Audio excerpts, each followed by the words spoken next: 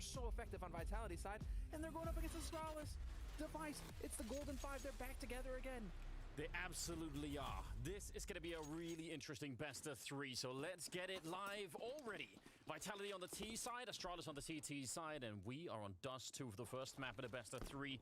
We're looking out long. Cyro's taking a bit of a charge. That's a nice fight to win. It's Glock versus USP, and he is running to catch Sip. He's going to slink back around the corner, so they nearly would have got him there. That would have been probably a knockout if they could have done that. Instead now, we'll see if they can survive this fight long range. They've picked up one of the USPs, and they can slow it down. The bomb's on the other side. They've sold it. If they walk in now, there's an MTB bomb site. Astralis have completely bought this. They have rotated everyone to the A side, and they're about to be so shocked. Oh, and there's the plant. But they realize, however, that there is perhaps a gap here. Shoxy's all alone on that B site. There has to come the rotation quickly here from Vitality. They have to get over there to help Shoxy. Sip knows two are in the middle, so that's a lot of counting going on. Shock's in the corner. He's going to go down. Megas with a big kill. They're defusing the bomb, but it's 10 seconds. And coming in from upper dark, he can spot it. It's Navira with the headshot, and no one's defusing now. Dupree, I don't think there's anything he could do. He does not have a kit. 10 seconds is way too long, and it's going to be Vitality to win the pistol round. What a shocking beginning. Where was the kit? I don't know. Where was it? It could have been out on long for all we know. It could have been down to Saiwu at the beginning in the opening 10 seconds. Nightmare. What a round, though, dude. That could not have been better. What a perfect round to kick things off here. Vitality. I love that approach. They could have tried to go slow. They could have tried to slow play it, right? Set up a strategy. No, they decided to play brave, go straight at Astralis, and establish themselves within the first round of the first map of this best of three. It's exactly what they had to do. They had to destabilize Astralis early. And you know, normally to try and sell that kind of a strategy to Astralis in a normal round, it's going to be almost impossible because they're so good at not doing that really quick rotation. But in pistol rounds, you almost have to do that. I mean, Astralis actually have to be pretty quick doing that because that's just the nature of pistol rounds. So I bet later on, if you just go take a fight at long and win it, you're not going to get the entire Astralis roster rotating to A. That's just not how it works. But yeah, they picked the perfect round to do it in. They're going to try and get in here. A little bit of revenge. MP9 on Dupree. That's a lot of kills. Glaive, though, no 1 DX yet. Magus is about to show up, but luckily, Shox is going to take care of business. And that's really important. Now they can focus on the main entries into the bomb site. If Glaive is still down there, that just allows more people to start streaming in. They've taken a lot of damage, though. Vitality 3-on-3. And once again, no kit in play. So they need to be a little bit patient here, but yeah, without the kit, it means that it's just so difficult to get in here with enough time. They have to find the kills immediately. Xyp9x is going to kick things off strong, but he gets traded out, and that's Apex holding strong from the window. They figured out where Device is. It's a 1v1. Apex, no health, but there's no time for Device, and he is going to be forced into the open. Apex was waiting for him, and that is how it's done. Another big clutch here for Vitality. 2 clutches in 2 rounds, Anders. Yeah, and he survived on 4 health at the end there, Apex. That was about to be maybe a little bit too scary, but job well done at the end of it. I like the fact that they were out there taking the fight outside of the bomb site. That could be a nice way to do that. But that was about to go horribly wrong. They control the scenario. It's going to be a 3rd round.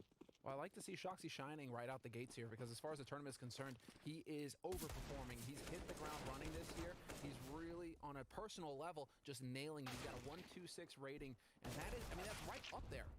Top 5 performer in the tournament so far individually. So it's like a lot of focus always gets put on Zywoo, but the rest of the team on Vitality are really coming into their own and starting to get into their comfort zones as well. And if you've got guys like Shoxy, like RPK, who are going to start coming into their own and really performing, yeah, that's insane. Vitality are going to be so dangerous. I mean, I think you can make a strong argument that Vitality would end up winning. I mean, I picked Vitality to win this against Astralis. I picked Astralis, so you know we're right there. I wore my tie today. I saved this red tie for this match right here. Perfect, absolutely perfect. They've done a lot of damage in this round, Astralis. It's actually pretty impressive. I mean, combine that with the last round where they got the 4 kills. This time it's only 2, but you could tell Navira. That was, by the way, from Spawn, I think. So he could have almost died at the beginning. And if they survive with this, maybe it's okay. Maybe it's acceptable for the French side.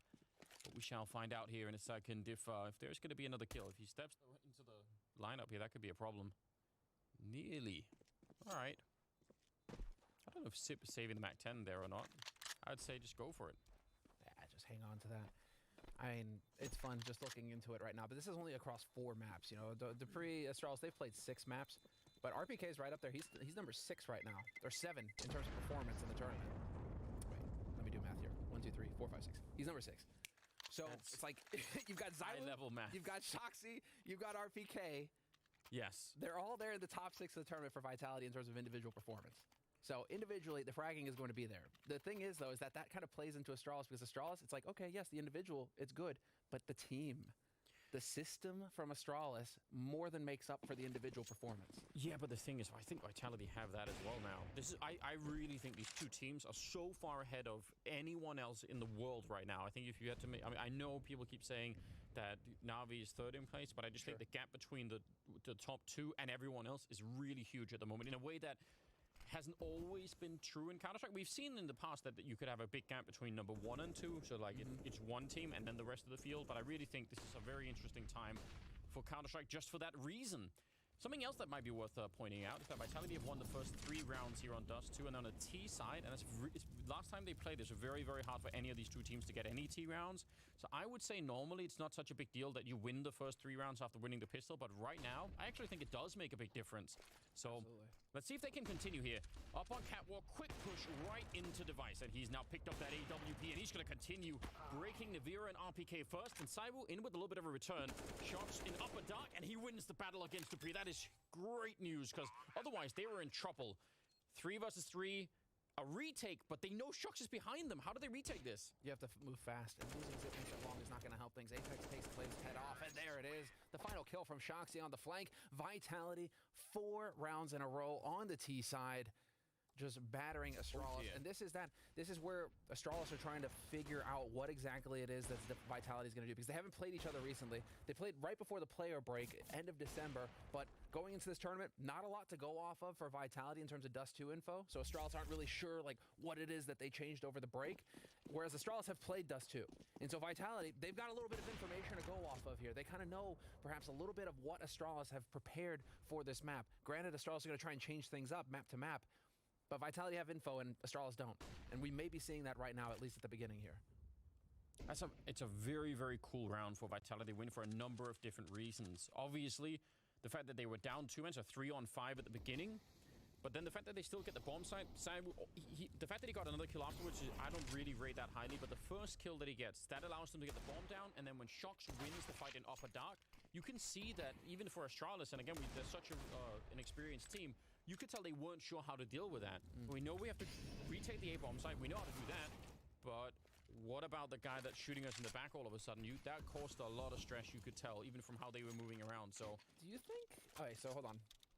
Device gets those 2 kills. Yeah. In the back of my head, I'm like, oh, he re-peeked that, and then he goes back for a 3rd.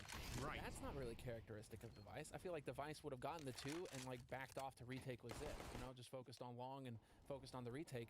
Him going for that 3rd. Do you think Device, on an individual level, he could be feeling a little bit of pressure, considering all of the talk is about him and Zywu, and obviously Simple, but Simple isn't in this right now. But like, you know, maybe on an individual, he's going to be forced to feel like he's got to make more plays than he normally would. It's hard to say. I mean, I think maybe even more so individually, just in that moment. Once you hit the first 2 shots, adrenaline's just there, and you just think, okay, like I'm doing it. This is gonna be just fine. But I kind of agree anyway, because I think, you know, with perfect 2020, you know, vision, hindsight, and all the rest of it, you could have said, yes, if he got those first 2 kills and they just go back long, wait for the reinforcements in CT spawn, probably things are going to be fine. And they can just do that. But the difference is that Device to me is a systematic player. He was one of the first players to use heat maps for his opping, to use statistics for his opping, to figure out where he needs to be when he had to make those adjustments. Like, he is a systematic guy. He's not a Kenny or a Simple who just thrive in the moment and it just feels like pure emotion when you watch them play. Device is just, he's got a system and he sticks to it. That's why I'm just a little, you know, it's a little observation there that we're picking up at the beginning. But this is the second big buy round here from Astralis, and now or never, man. They have to get on the board here on the CT side. Well, it's very, very hard to oversell what a huge impact this is going to have on this particular map. The fact that they've won 5 in a row here, Vitality. I just want to remind you, when they were playing this in the grand finals during the fall series, it was Astralis winning 8 rounds in a row on the CT side to begin the series with, and it still ended up 16-14, by the way. But you know, just think about that, if just compared to what we're seeing here. And the first 2 rounds that Vitality won back then were on the T side were just really fluke rounds. They probably shouldn't have won. That game probably should have been 10-0 to begin with. And way, but this is something completely different. They're playing a very cool game at the moment. If you're an Apex, picking up a couple of kills, and look at Apex. He's so close to catching them there. He still might, though, with another headshot. He's finally going to get taken down, but Magisk inside of the site alone. And if he dies, it's a 2-on-2, it's an afterplant, and they're going to be in trouble. And RPK, clean headshot, very smooth. He knew that Magisk was going to be back there, and now they're going to get the bomb plant. They still have a smoke and a Molotov. Going to use it maybe a bit early, but I guess they want to be safe about it. Yeah. Don't take risks in this sort of scenario. Shoxy, however, is in just the nastiest of positions, and we'll see if Glaive can win this. AK versus M4, it's not going to be easy. And Glaive, does he check this corner when he comes around? He's got that other angle, and the timing from Shoxy is impeccable. Swings just as Glaive is checking spawn. That could not have been better. And while Zipnix is going to be able to back off and save this AWP, but Astralis are going to be hurting here, Anders. I mean, that is 6 rounds in a row on the T side for Team Vitality, and it's worth mentioning that both of these teams are CT-sided on this map. Their stronger side is the defense, is on CT. By an enormous amount. So for them to be behind here, Astralis, at the beginning, they just like to make life hard for themselves. You know, it's like the beginning of this tournament. Against EG, no, Inferno 16-14, had to just go the distance like that. That's... If that's what they want, that's exactly what they're going to get. Because, again, Vitality is just a different caliber of team. And I think making it back, even at this point, I really think Astralis are in trouble on this particular map. And I'd be very, very interested. Now, I will say this, because I've been watching that game from the Grand Finals last time many, many, many times. And it's just so clear to me that if Astralis are going to go back and work on Dust 2, then all of the work is just going to be put into their T side. So... maybe that's possible that they've done that. Maybe they themselves have done a lot, but it still shouldn't change the fact that their CT side shouldn't be crumbling in this fashion. Well, what we're seeing a lot is it seems to me that they are really focusing on long Astralis on the CT side. They've been taken advantage of several times now, Vitality, where they're working up catwalk, they're working out mid onto B. They're not focusing long at all. Whereas Astralis, they've got Zipnix over there anchored pretty much the whole time. He's not in the fight. He's never there to help out. And so we'll see if Astralis now are going to decide to start cheating it back. And already Zipnix, he's kind of playing a little bit more of a passive angle. And yeah, they're going to start making that adjustment, Astralis, now, where he starts to come back over to the A side. Glaive is up on short, and there's going to be more of a focus on the mid of the map.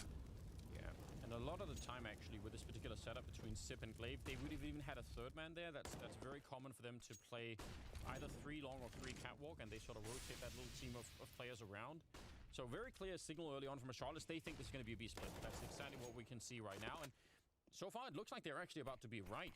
Now, the thing is, when Vitality do these B splits, they almost always have Apex on the catwalk, and sometimes he'll make a jump down into CT spawn, or even just catch people flanking in, and it's really cool. Oh, only the 1 kill, though, as the smoke fades. Saibu quick with the reply, and now Dupree showing up, and he really wants to get here, but walking in just as they come could be very dangerous. They're going to get a couple of kills there, and that will shut it down. Also, Apex will be found by Sip, and I think, yeah, that's probably Sip having studied his opponent, because, again, it's something that you'll see if you go back and watch previous Vitality games, that Apex is on his own a lot of the time doing that kind of thing. He needs to be on that lurk. In-game lead. There's a shot. Ooh, he hits it. Shoxy getting legged. Down to 18 health. And so, Team Vitality now, this is looking very good for Astralis. As Shoxy makes his way out, he's not going to check close. Glaive is going to win that duel. Revenge for the last round. And that leaves Zaiwu in a 1v4. And with the time working against him here, this totally favors Astralis. He's going to be walking out into the catwalk, and we've already got Device in position to deal with this. He's going to jump straight into battle, and they don't lose anyone else, which, you know... Excellent. Yeah, right now, they just need to turn this entire thing around, and I'll call it early now. Even if this somehow finishes 9-6, I'm still going to say Vitality came away with a very, very good first half. I think that's how potentially devastating this is. So I really think this is on Astralis to completely rediscover themselves on this map right here and just lock this down, because otherwise they could really be in trouble. 8th round, though. All AKs on the Vitality side. And back into the nade game here at long early. Astralis, they were making a little bit of an adjustment here, a little bit of a call, thinking that Vitality were going to put some pressure at long early this round, that this would be when Vitality were going to make the change. Not the case. Device is going to have to rotate back over, but he was posted up with that AWP ready and waiting for him. So some adjustments already getting made here. Glaive, however, aggressive on catwalk, not going to find the kill on Zaiwu, but still just keeping Vitality honest. I really like that from Glaive. I think he gets flashed in as well, at least for one of those, by Dupree in the middle. So they have some pretty cool flashbangs to go for that kind of aggression. He's still sticking around. This is a position that gets Molotov'd a lot. So, yeah, now he's starting to make his way back, and the timing for that might have been very good indeed. Device going to toss in a grenade. Won't do that much. And we're about a minute on the clock here. Bomb still outside of B. And that's where they might end up once again. We'll see. Now if they actually have the nades to use as well, Astralis.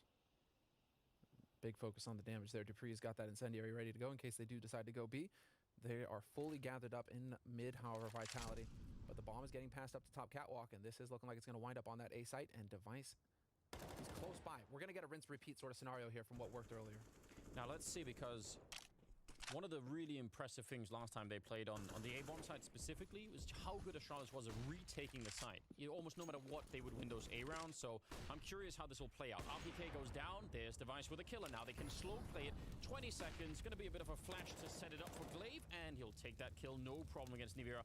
So, not even talking about a retake here, they're just defending the bomb site very well at the moment. 10 seconds on the clock, Apex swings, and actually pretty impressive double kill, all things considered. But time had simply run out here for Vitality, so it'll be Astralis with a second round on the board. Yeah, there's the adjustment made. Device not feeling like he has to do everything. He had Glaive there on ramp to help, and you saw that first kill, falls back, sets the flash up for Glaive. You see the system, the protocol come into place here now for Astralis to just slam the door on Apex's nose. He's like, ow, that hurt. And well, now we have to see, because this is going to be a round of eco out of Vitality. Astralis with those 2 rounds have set themselves up now to start a run of their own here in this first half, because now it's Vitality who are going to be the ones who are struggling. They're not going to have all their nades and everything for another round. So could be just a very straightforward sort of approach here from Vitality, looking for picks. And Nivera, was that a jumping headshot? It might have been, but also no head armor on Dupree. So Dupree. And also Sip has no head armor, Glaive has no head armor. Normally we don't care so much about it when you're on the CT side, but you know, you're up against a Glock or a P250 in this case. It makes a difference all of a sudden. Now Nivera's got a gun to play with. Jumping headshots, man, that's always just infuriating. Still, Astralis now kind of focused on that mid area, and they have relegated Zip to long. So we're back into this sort of play here. Zip, no nades to work with either. It's going to come down to just the tough work. Glaive is rotated back to help him out, though, and so this is an excellent read from Astralis. They figured this out. The full focus here on long. There's going to be 2 players ready and waiting, and there are no flashes to help Vitality. They almost caught Glaive running into that. That's incredibly scary. A really good job between Glaive and Sip, and that will shut it down, so... Yeah, I mean, a lot of damage being dished out. Don't get me wrong, this is pretty impressive, all things considered. For Vitality, getting 3 kills in this round is probably way more than they should have got away with. Strong reminder for everyone to buy that head armor, even if you think you're going to be doing fine. Yeah, YouTube, Dupree. Yeah, you know. I love watching Dupree, man. He's always got him and Apex, man. They've always got that emotion going. Well, Apex, I mean, Tarek was calling it out yesterday where we should just, somebody please put together a compilation of Apex at the end of this tournament, just Apex reaction shots. Yeah, there's a rich environment for a lot of content based on that. We'll see. Someone's going to do it one of these days. Hold on. Some shots coming through. Actually, Dupree sticking around. I'm kind of a little bit surprised at that. Device is all the way back here, and wonder how long they're going to leave him. It could be very dangerous to leave your AWPer in this position for too long. Look at Glaive's positioning, though. Oh, dear. How did he get here? Does this work out for him? He's going to hear footsteps. That's so big. Now, if he just goes down, maybe Vitality will be all right with it, although it could cost them a lot of time. And if nothing else, just staying here, that's what he's doing here. He's buying time off of their clock at the moment, and it's going to be very, very annoying. Nivira and RPK are trying to sort of pincer him in, but now Dupree's going to be showing up on catwalk. So, yeah, they get that kill, but a minute left, and we'll see how long before they check everything else. That's the thing. Now they have to go ahead and recheck, reclaim all of this area, and Dupree is hanging out here just waiting for a pot shot on somebody. And so this is burning so much time off the clock for Vitality. There's Device. He finds Shoxy. That was in pit at long, and so that's cleared up now for Astralis. Device is going to be able to back Dupree up. And in the meantime, Vitality is still trying to find an opening here. Almost screwed that up, Dupree. That looked like it was about to go horribly wrong. And also, Sip took a lot of damage through the wall in the middle, but 30 seconds, 2 versus 4. Magus is actually playing outside, or was for a minute here playing outside. He's back into the bomb site, but I think they know. They have a very good read on what's coming. The grenade just to sort of warn them, yep, we know what's next. And you could tell how hesitant they are. Nobody wants to be first into this. A grenade lands on top. Oh, but that is a great shot. And another trade. RPK now in a 1 versus 2. This can actually be done. He's going to smoke this up, and he's looking right under, making his way across, and he's got no time to fake it. Dupree might show up to take him down, but he can't actually quite see him. Real interesting. RPK will take him down, and he might be low on health, but all he needs is one missed shot out of device, and he could somehow win this. 1 versus 3 as well, and that would be absolutely gut-wrenching. He's got the right position, the right idea. Device is walking in, but he does not use the AWP. It's a deagle instead, and Astralis pick up the round only barely. Device with the shotgun, essentially. I mean, you gotta go for it. This is wild. What a round. That was everywhere. Action all across the map. No way, dude. Apex is just so much fun to watch. I bet you it doesn't just stop on. I bet you could make a series where you just take him to different restaurants and try food he's never tried before. There's a whole universe of just Ape. I know we all have like reaction videos on the internet in general, but Apex reaction videos would be a whole new universe right there. Magus has got to be like tilting off the face of the planet right now, though. He is struggling to get anything going for himself holding this Dust 2 site. Even with getting the 1 kill, it just feels like he's just getting one-tapped every time somebody comes around the corner. If they exit the tunnels onto the site, it's RPK taking his head off. That time it was Zywoo. I mean, he can't be too pleased with how things are going right now. He's got 4 kills, 2 assists for 9 deaths. Yeah, it's been a tough first half for him so far. And then this time he knew they were coming. There was really nothing much to speculate about. Ooh, well, both Orpas wanted to take that fight, but Zywoo had the faster rifle this time.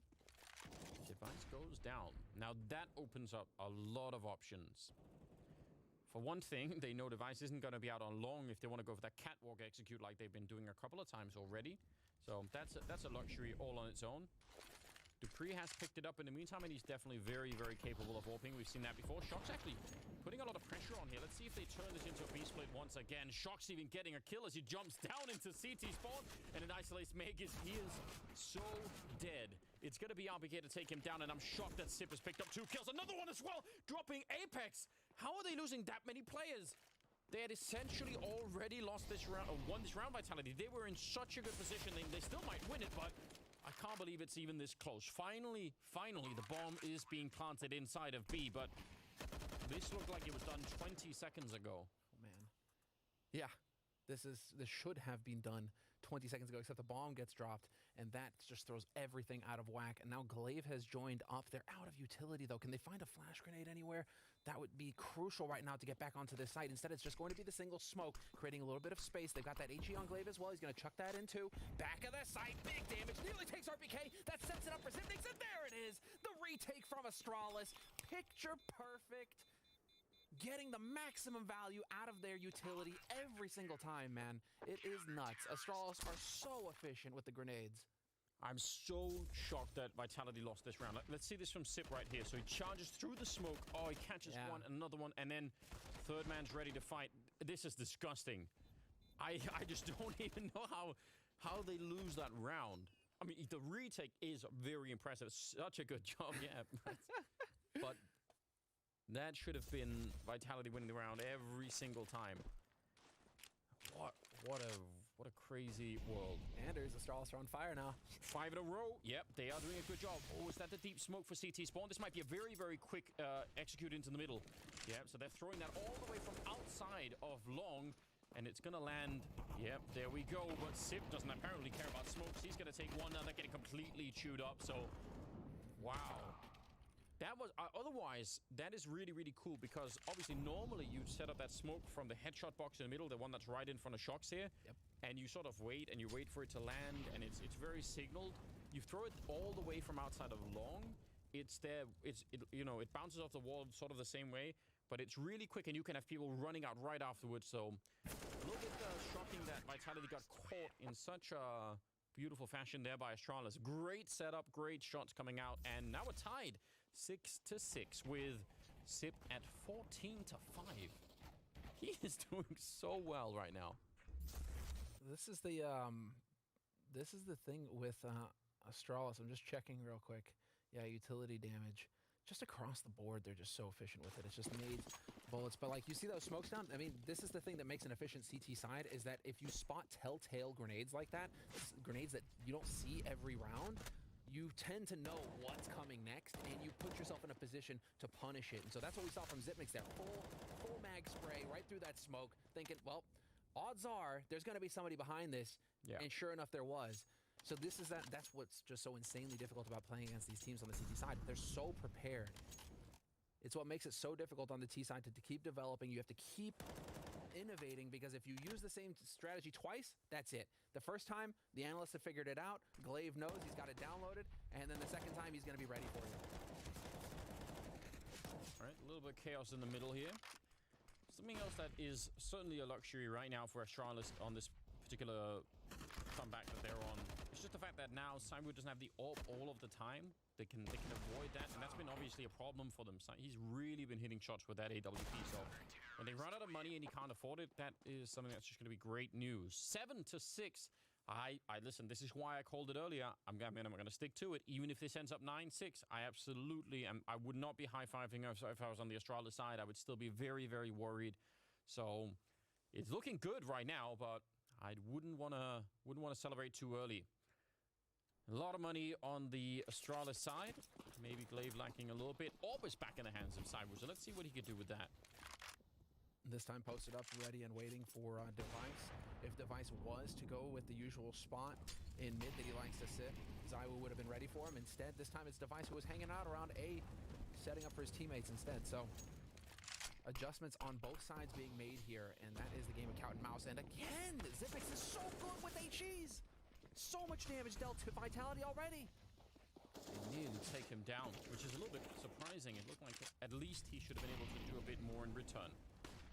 But yeah, they've got long, which is that's a first step in the right direction, and he's gonna get caught. Oh, Nivira had the right idea, I think. Cyber though gonna be picking up Device, and Sip, yep, he is very low. If they realize it's him, a single grenade would probably do it. Glaive is far away, and he's flanking all the way out long. So this is a very, very good fight for Vitality to be winning. Getting that 7th round, I don't think Glaive can do anything. I respect the fact that he's trying, but they know where he's coming from, and source out of bullets, that presents an even further obstacle. You just got all the money, so you got to go for it, right? Yeah, you can take that's some probably guns what he's off thinking. of Vitality. They might not be able to full buy back up into I'm real it. curious about this. So this particular situation here, Device even getting close to that is so uncommon for the kind of A play that we normally see out of Astralis. Normally, if they are losing long, they just let it go and they just retake the A bomb. They don't even care about it. So that's very uncharacteristic, and I'm really curious about that. I mean, it could have been the fact that Sip was low, that they think, all right, wait, he's so low. I actually have to make a play to try and make up for that. But you could tell it was a bit of an issue. Grenades raining in on top once again. They connect, and this time there's some spray behind it, but it is, again, Vitality that come up, even in spite of everything, with a bit of a lead here. Mega's down to 7 health. They're pushing into upper dark, but if they just go quick here, Vitality, then they won't get here in time. The rest of Astralis, they're going to be too far away. Yeah, it's so unfair. Shoxy survives with 1 health. That's all you need. Nearly getting that kill, but yeah, you're right. 1 health, and you can do the damage. You can hit the headshots. Glaive is slowly working his way up here on this flank, making sure that Vitality have not backed out of Longhouse. Vitality, they're only interested in pushing towards the site itself. And we've lost one of the flankers as well. Dupree off of Catwalk. Device is still here, though. Oh, what a shot from Nivera! Takes his head off, and Vitality setting themselves up for success here in the first half. They're going to come out ahead in the end with 8 rounds. Oh, I think they've done very, very well. Normally, we like to say 8-7 is, sort of a sign of a somewhat even game. I really don't think that is the case right now. I'm so impressed. Like, I knew I was going to be something. Vitality are a really cool team to watch, and they have definitely been preparing for this. Their T side is so much better than last time. It's looking so much fresher, and Astralis were not ready for it. 8-7 in favor of the Frenchmen in the first half here on Dust 2, and I think the second half that's coming up, where it's going to be Astralis on that T side, I think it's going to be very, very tricky for them to try and break through. We'll find out how that goes after the break. Stay tuned.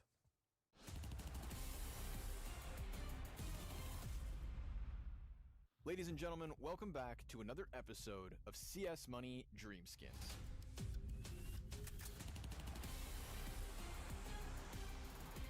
Today, we're going to be talking AWPs with nobody other than the AWP god himself, Kenny S. I see you've got your new G2 jersey on. Is it comfortable? It's literally like the best looking jersey I ever had, not gonna lie. G2, they know style, and that's what we talk about here on CS Money. And we're trying to find Kenny S's dream skin. It's my job today to try and sell you on some other skins. What makes a good skin for Kenny S? I'm really into red. Red is my favorite color in general. When it comes to the op, yeah, I think it's the Asimov because it represents me the most. Really? Okay. All right. Well, listen, man. Let's just do it. All right. Option number 1. I'm going to show you the AWP Prince. This one, yeah, take it any day. That's my... We're going to zoom in here, man. We're going to get a look at little details. It's got that red that you're talking about, but it's also kind of red in the background. It's not in your face. What's kind of more eye-grabbing is some of these gold details, right? I want to say this feels like godlike. You know, it feels like a heavenly AWP, man. I think that's why it would belong in your hands. This, I think, is obviously at the top of anybody's list. Definitely. A second option for you. Option number 2. So I'm going to put the Neo Noir out there. Obviously keeps the same white base of the Asimov. It's got some blacks in the front and the back, along the scope as well. The cyberpunk looking hand in this lady's arm, the light blues, the pink face. You know, this to me is like a beautiful skin. It's a gentle skin, Kenny S. It's something that kind of belongs in your hands, I think. You're doing good at presenting skins. You do really good. I kind of want to buy them now. Okay, so the Neo Noir, not yours. I'm going to present to you one more, man. One more option, all right? The Containment Breach. Green skins in Counter-Strike, they just pop. They are in your face, like a Kenny S no-scope. Is there any way I can sell you on the Containment Breach compared to the Prince? If I had a green combo, you know, like green gloves, green knife, and I need a green op, that would fit perfectly, you know? Sure. So if I had to show you these 3 options and you could only pick one, is it safe to say you choose the Prince? Yeah, definitely. But we're not done here, Kenny. We've still got to talk about stickers. And I'm going to work with the Kenny S Star Ladder Berlin sticker. It's very expensive at $270.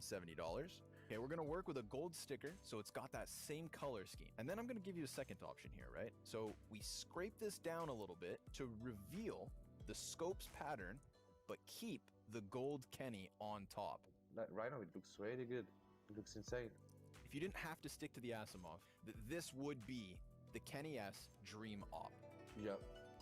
Thank you, Kenny S, for leaving your mark on Counter-Strike, for leaving your mark here on CS Money Dream Skins. Thank you.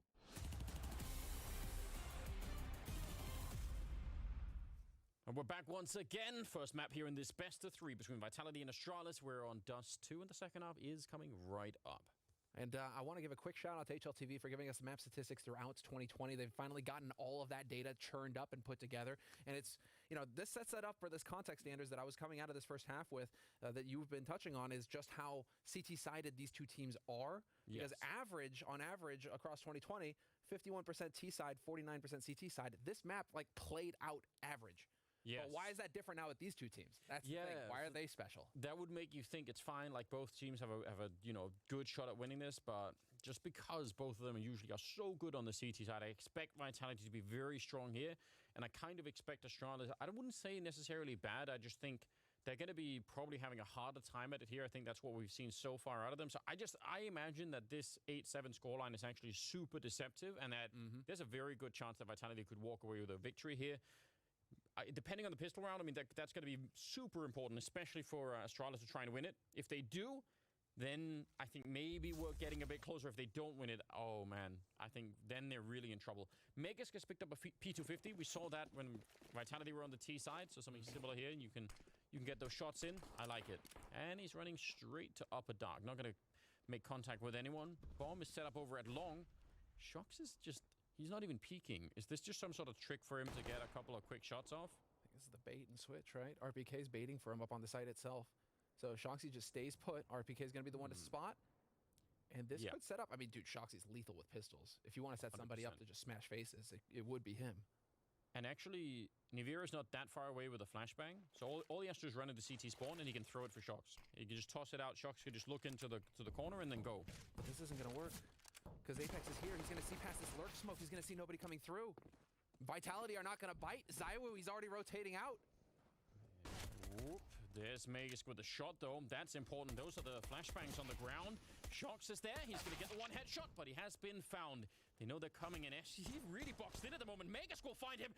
Another couple of kills. Great headshots coming through. 3 of them so far and looking for more. Nearly getting that one. That's going to at least get him onto the site. Let's see if they can hold it and get the bomb down. Apex is now out on long, and he's about to have a really good angle against them. Swinging wide for the fight here. He's got no cover, though, and Device will take him down. Oh, but Saibu will end the round. No bomb plant. 3 kills on him.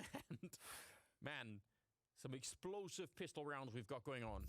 We do, right? And it's the ZywOo factor once again. Although you got to give it to Vitality. They set up to counter this sort of fake. Apex's position right there outside of Upper Dark. He sees if anybody's coming through that smoke, going to use that lurk. It's early info. It allows for his team to set up towards A, but then you've got ZywOo just shows up to clinch it for you, right? I'm thinking as soon as they've got that A side Astralis, that's it. They're going to get that plant, and it's going to be so difficult for Vitality. But the ZywOo factor, that's why he gets the big bucks. That's why Vitality have signed him on a multi-year contract. The guy is too good. Outrageous. I mean, that second kill as well from Magus, the clean one tap on the guy in sight was very cool, but somehow it was not enough. And now, the fact that they don't have the bomb plant either, I mean, even that is a bit concerning potentially. Could have given them a lot more to work with. Deagle in play, but otherwise it's just Glocks all around. So I really think this is, normally, especially the current sort of version of Counter-Strike, I don't put that much emphasis on pistol rounds, but this time, definitely do. ZywOo getting some farming action in. Not even going to reload his SMG. He's waiting for more. And he follows up with an ace from the pistol clutch that he had in the previous round. Why not? That's 8 kills in 2 rounds, putting him at 20 and 10. Eco Cobra! I mean, why not? Why not? Farm him. And yeah, that's the AWP if he wants it, guaranteed. He's going to hold on to the MP9 for now, it looks like. Although I'm kind of surprised about that. Why not just go to the AWP right now, just for a fire round and just smash the straws? There's something deliciously smug about not reloading your pistol at the end and just waiting with the bullet in. Like, come on, you think I'm reloading? You think I've fallen back from this position? But I haven't. I really enjoy it. I love it. 10 to 7. Again, you have to convince yourself somehow that Vitality can't win another 6 rounds on this CT side. Just even saying that out loud to me, I get an instant sense of how unlikely it is that they won't be able to do that. So I think I've made it clear right now, I really think Astralis are in trouble, as much trouble as they can get in right now. So if they turn it around, I'm really going to be impressed. Let's find out. Magus clearing the corner. He's going to get instantly flashed, and now they're going to be pushing in on top. He can't see anything, and Apex actually lands a scout headshot, taking down Dupree. That is wild. He was close with a scout. He should probably have been dead right then and there. Glaive is going to die. I don't even know why he doesn't win that fight. It's an MP9 versus the AK-47, but now Sip sneaking through the smoke, and he's going to get obviously destroyed by Apex. I don't know what he was doing through the smoke either. I'm real confused. This is just all over. This is just layers on layers, dude. All the times these two teams have played on this map, one against the other, it's mind games on mind games, and then the individual level coming through here. Device needs to make this play happen, but it's not going to. Shoxy catches him out. There was just too much pressure applied, and Vitality, man, when it comes to the game plan, yeah, look at that. I mean, Apex is going to be pumped. They're going to be ready for this. Well, it's like, all right, if this is an A split, cool. Focus on one side of it. Utterly destroy that one side, and then we can worry about the other. And so that's exactly what happens with Vitality. Pure focus on short, the flashes, the push, everything to just shut down that flank of Astralis, and then they can worry about long. Then that just goes all together nicely. Yeah, the way that they handle that catwalk push is really well done. And obviously they hear the Astralis flashbang coming in, so they know when to throw their own. But I mean, that was a nice shot from Apex is out. This is the part where I really don't understand it, because yeah, at this point it's not looking good for Astralis, but I don't get the part where Glaive can't win the fight against ZywOo on the MP9, and then Sip walking through the smoke. Maybe I missed something completely. Maybe there's some part that I didn't understand, but that seems like a decision that's almost never going to work out in your favor. Trying to make plays, right? Just trying to, at this point, you're kind of reaching. The Astralis are certainly telling themselves, which what you've been saying so far is that, oh, we're pretty far behind now. Yeah, we're in trouble. We're in trouble. This is starting to get a little bit scary. This is Vitality's map pick, and they just want to keep picking Dust 2 into Astralis, and they're just going to keep doing it until they make it work. And clearly, they've done their homework, because right now, it is working. Vitality in the lead, 11 to 7 on the CT side, and fully bought up, no worries at all. What can Astralis do here? Nicely done, though, Dupree with that shot, but then ZywOo's right there to shut him down. Glaive gone. Sip next, just shooting them through. Shox actually panicked. He got flashed initially and just emptied, I think, his entire clip, which didn't seem like it was necessary, so probably a little bit high-strung himself at the moment. Which, I mean, kind of a Dust 2 specialist, right? That's how they've been using him in the six-man rotation, and I mean, the stats show it so far. He is really good at this map, so would trust him to try and take care of B like that on his own. Cyber's shown up in the meantime, and I think they're going to be fine here. Dupree and Device 2 versus 4 with Deagles. And a lot of patience as Dupree is going to be posted up. Now he's managed to find that AK. Gonna be able to bring this into the fight soon here. Apex going for the jiggle peek. Can just fall back as soon as he spots somebody. Yep. Smoke goes down. And this is going to slow things down considerably. Yeah, standard stuff. Now, what I'm really curious to see, there's a bunch to read off of now that we're finally starting to get a little bit deeper into the tournament. But in terms of like where these two teams are at, I'm very curious to see how Astralis's executes go on this, because they're not the lowest in the tournament, but they're not far off the lowest in terms of trades. And what I mean by that is trade fragging. One guy goes in, maybe he dies, you need to then get that kill on ZywOo, except that ZywOo gets a running shot onto Zipmix. ZywOo's just freakish. He's hard to stop right now. This is something that could come back to hurt Astralis here on this T side, is if there's a little bit too, if they're off on their spacing, if they're not trading frags against Vitality efficiently. Vitality, they thrive on individual duels. They'll take those duels all day long. That's playing into their strengths. I think from memory, some of the rounds that they won, Astralis, last time they were playing in the grand finals, I think were B splits. They had some really interesting B splits that actually didn't look like they should work out, but they kind of did anyway. So I'm curious to see if they're going to try and go back to that, and if Vitality are going to be aware. They're currently not really set up to counter a B split at the moment, so yeah, now might be sort of the time for it, but we'll see. The thing is, I'm like, oh man, it's so good, but then we have Overpass coming up next, Anders. Yeah, which is Astralis have got the trap card. They've been waiting, and they have activated it in this series. Now we're going to get Overpass next, and that's going to be so sick between these two teams. I mean, I just don't even know if it is. Who knows who that is a trap for at this point in time, you know? I'm waiting for that. RPK, this is very aggressive, and that's something we actually don't see that much normally out of Vitality, out on long. But taking away Sip, one of the heavy hitters right now on Astralis. They're pushing out in middle. They want to try and go for that split, but already Sideways here locking it down. Molotov on top. The bomb is trapped in middle, and they're running out of time right here. Sideways coming in from behind, shooting him in the back. Again, it was actually Shox on the other AWP. Cyber just picking them apart from the high ground there. And Meg is in a 1 versus 3. So that looked like Astralis, as soon as they lose Sip, they think, oh dear, we have to do something. We have to make a play. And that is not at all the same as having a plan that you are dictating the pace off and you're the one surprising them. That just looked like it was pure reaction. So really cool stuff here coming out from Vitality. They're now up 6 rounds. They have all of the money that they need, and I mean that double AWP, this is looking so good right now for them. They're really focused. I mean, no bomb plant for Astralis. This is going to be another round of eco, or half buy coming in here. Pistols and Kevlar, they're just not getting up onto bomb site, Sanders. they're getting utterly smashed here. 5 rounds in a row for Vitality on this CT side, and it's not looking like it's going to get any easier here for Astralis. They're not getting onto bomb sites. They're losing all of their duels, and they're not as effective with utility either. So Astralis right now just feel kind of lost to me. Uncharacteristic, obviously, considering who they are. This is the most successful team in CSGO history. I mean, I think at this point, right, just whatever else in terms of tactics that they might need, and figure out what works. Are we talking A splits or B splits, or just some other cool variation? The basic still has to be get the money away from Vitality, so they can't have that double AWP all of the time. That has to be, I think, step 1. So this is that they're in a deep hole at the moment. Shox, that's a pretty confident position to be in. Yeah, once you get the shot, you can't really escape. Glaive lining up the Deagle. He can't get the last one, but Dupree can, and they win the round. A desperate round that they absolutely had to have. Dupree with a triple. I mean, finally a clutch goes their way.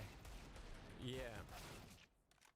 That is That is sort of equivalent, I think, Samla, to just hammering in the ice pick into when you're just falling off the face of the glacier, and that's what's happening to it. They might have just done that. I don't think that's safe at all right now. Not at all. Just barely holding on, Anders. They're fighting. They're fighting. The Queen refuses to say die, and there's Device. Gets the shot on Nivera at long. Gets that timing perfectly, and now is Shoxy really thinking about this? Is he going to get aggressive into Upper Dark? Because they are going to be ready for him. Device catching ZywOo in mid as well. Astralis coming into it. I mean, if they run through, though, Shox could still line up an incredible multi-spray, but I'm not sure it's going to be easy. They're going to throw all the grenades through. If he turns around, he's going to be flashed. Yeah, there we go. Apex is there for a nice headshot, though, and they're going to have to fall back. They realize there's too much firepower. Device is out in the middle. All of Vitality are inside of B, and they can't escape because they're being just completely guarded by Device. So what an incredibly odd round. Wow, and Xyp9x isn't even stopping, dude. He is sprinting to the site. They know exactly what happened. They know what is going on. That's a very, very strange round that you're not going to see a lot. Well, I mean, it certainly helps when you start getting some opening kills. Yeah, so as cool as this is, I mean, what a round out of Device. The one thing, if you had to be a bit critical, you'd have to say, what are the chances that he could keep doing that round after round? And fair play if he can, but just normally when you're playing a team at the level of Vitality, that will just be very hard to do. So yeah, though you have to ask yourself sometimes, if you win a round, you have to think, can we replicate that? Or did we learn something in that round that we can replicate? And I'm not sure that's exactly the case, but well done. You're going to have the rounds that you can replicate, right? The ones that you've prepared, where it's what we call set strategies, where you have the time to set it up. You have all your grenades. You go ahead and throw all your nades in, and it all kind of links together beautifully like a puzzle. Whereas you're going to have rounds that rely just off of opening kills like that one. And Astralis, at least across the maps in the last 2 months, 47% success rate on entries on T side. That's not super high. It's kind of baseline. So it just shows the difference. 62% on their CT side. So you can see the difference already. Astralis have to work a lot harder to get entries on T side, and they need to take full advantage when they do get those entries, and we just saw that. And now taking over long. Here's the change of pace. They've committed. Not that much on the Vitality side to fight with. One of the M4s already down, and the second one follows right after. So they're going to be fine here. Now, this is I think the really interesting part of this match here. Finally, Vitality out of money. That double orb went away. They have a round here where they're not up against the orb of ZywOo, and I don't know, Glaive though. A lot of people coming for him. They line up nicely for him to get a quick double. They'll just clean it all up, but yeah, so as long as they can keep that orb out of the hands of ZywOo, I think that's where things get real interesting. Is he going to glass cannon it though? It's tempting, isn't it? Go for it. It's real, or someone else is going to buy it for him. Apex is going to go ahead. Fair play. But 10 to 13, I remain skeptical. I still think very likely that Vitality will find a way to close this. Okay, so Anders, come on. If we take a look at the first half, right? 6 rounds in a row, and then it went on to be like 8 rounds, 7 rounds, and then another 2, right? These two teams, it's just streaks. Very streaky. Big streaks. And that's what we've seen so far in the second half as well. They're running through the flames. They're taking so much damage. I can't believe it. They're just a shot away from death. ZywOo's going to pick up 2 with the AWP. And easy there for Shox. He just continues. He can't even see anyone and still makes it work. A quad kill at the end for ZywOo. They just showed up where he was, and he doesn't miss a single thing. He is 32 and 14. We've only played 24 rounds. What an absolute god. The gamble doesn't work. This is agony.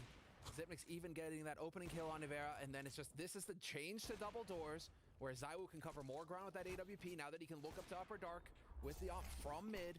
Doesn't need to commit to the site in the same way as he had in the past. And well, that's just the ballsiest of calls from Glaive. Run through mollies onto B when your back is to the wall going into it. Now Vitality, you're up on 14 rounds. I have to assume someone was trying to smoke that and it just failed somehow. Oh, they're being pushed in on Shox. There's a lot of people waiting. Nivera, he's going to try and cancel that out.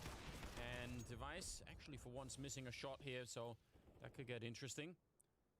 Actually, sorry, yeah, he's back looking for him. Device just wins that down. duel, though. Yeah, that is huge. So 3 versus 5. This is a round that Astralis should win, you know, 90% of the time.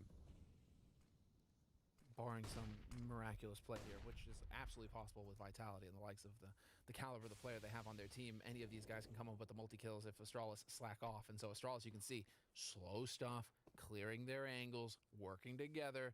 Glaive and Zipnik's buddy system right now. Yeah, and Vitality are actually doing something similar, right? They're almost all on the A side. Mm-hmm. Nivira is close enough that he could sort of fall back. Oh, but they're going to get caught. Yeah, surprise, surprise. Interesting. That AWP on Nivira is mega valuable right now. It's so important that they keep it. And how does he even escape? I mean, right now they're not at least boxing him in, but if they come, there's no way he can hold on. I like how both of these teams are just deciding to make plays at the end here. Doesn't even matter. It's not even like they're looking at the scoreboard when they make these calls. You know, Glaive goes charging, like calls for the run. What? What is going on? Device? Device? What the? How does he not hear that shot? I don't know. He obviously thought it was somewhere else, so fair play. Nivira getting another one, and finally Glaive will take him down. I think the loss of rifles in terms of money, it doesn't really matter that much for Astralis at this point in time. It's a little bit annoying, but I don't think that's what really makes the difference. Well, barring Device cutting me off with his antics there. The interesting thing is that Vitality then call that aggro play from Shoxy. Shoxy going, charging top banana, or top upper dark there. Yeah. But the difference is that Vitality didn't have money to be messing around. They didn't have the money to be losing that round. Look at them. Now they have to go to pistols here. And that puts them on the back foot and gives Astralis another chance at getting into this second half in a meaningful way. Apex is ready to take the fight even with just a scout and against the entire Astralis team in the middle. That's pretty brave. RPK being flashed in. That is a nice headshot. The Deagles could still do it. RPK with a double kill. All right, 3-on-3. And Vitality actually being really successful in having that fight in middle. These flash setups from Vitality are just spicy. Really good. Sip walking out Apex. Can he get the headshot? Because if he doesn't, it's going to be trouble. Let's just see. He's going to be walking up with a USP. Doesn't even need it. Just going to take down Sip, who already thought that hit was clear. And there's Shox coming in. Oh, no. Magisk 1 versus 3.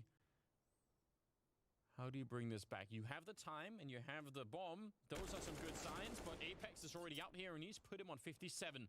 And now the game is up. He knows exactly where he is. So they're just gonna be coming for him.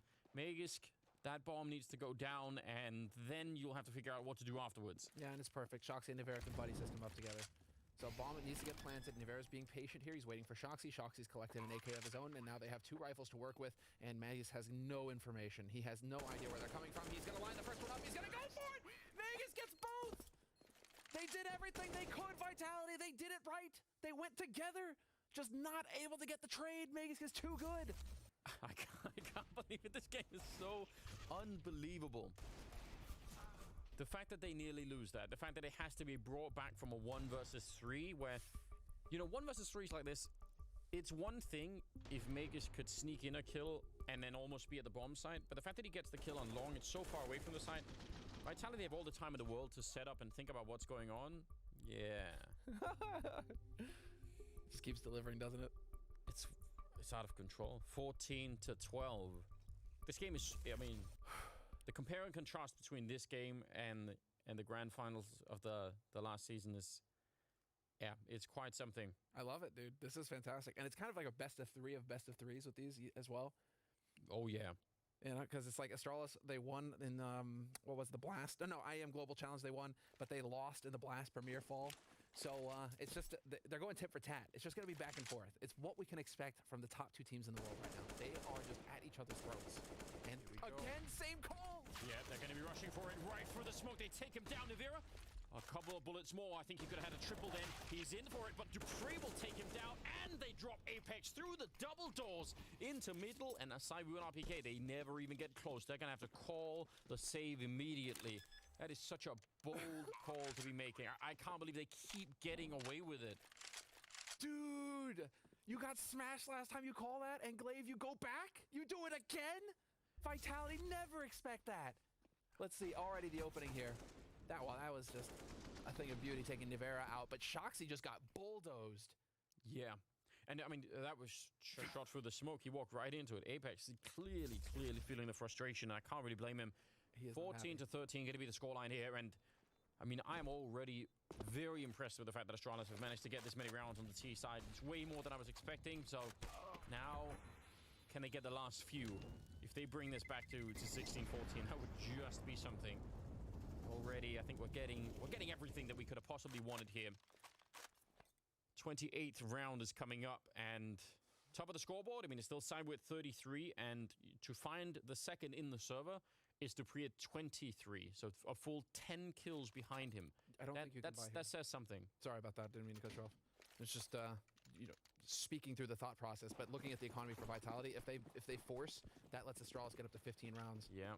So you can't, I think they made the correct call here. They're just going to go ahead and play around the M4. They're stacked up on long. Astralis thinking about getting out here as well.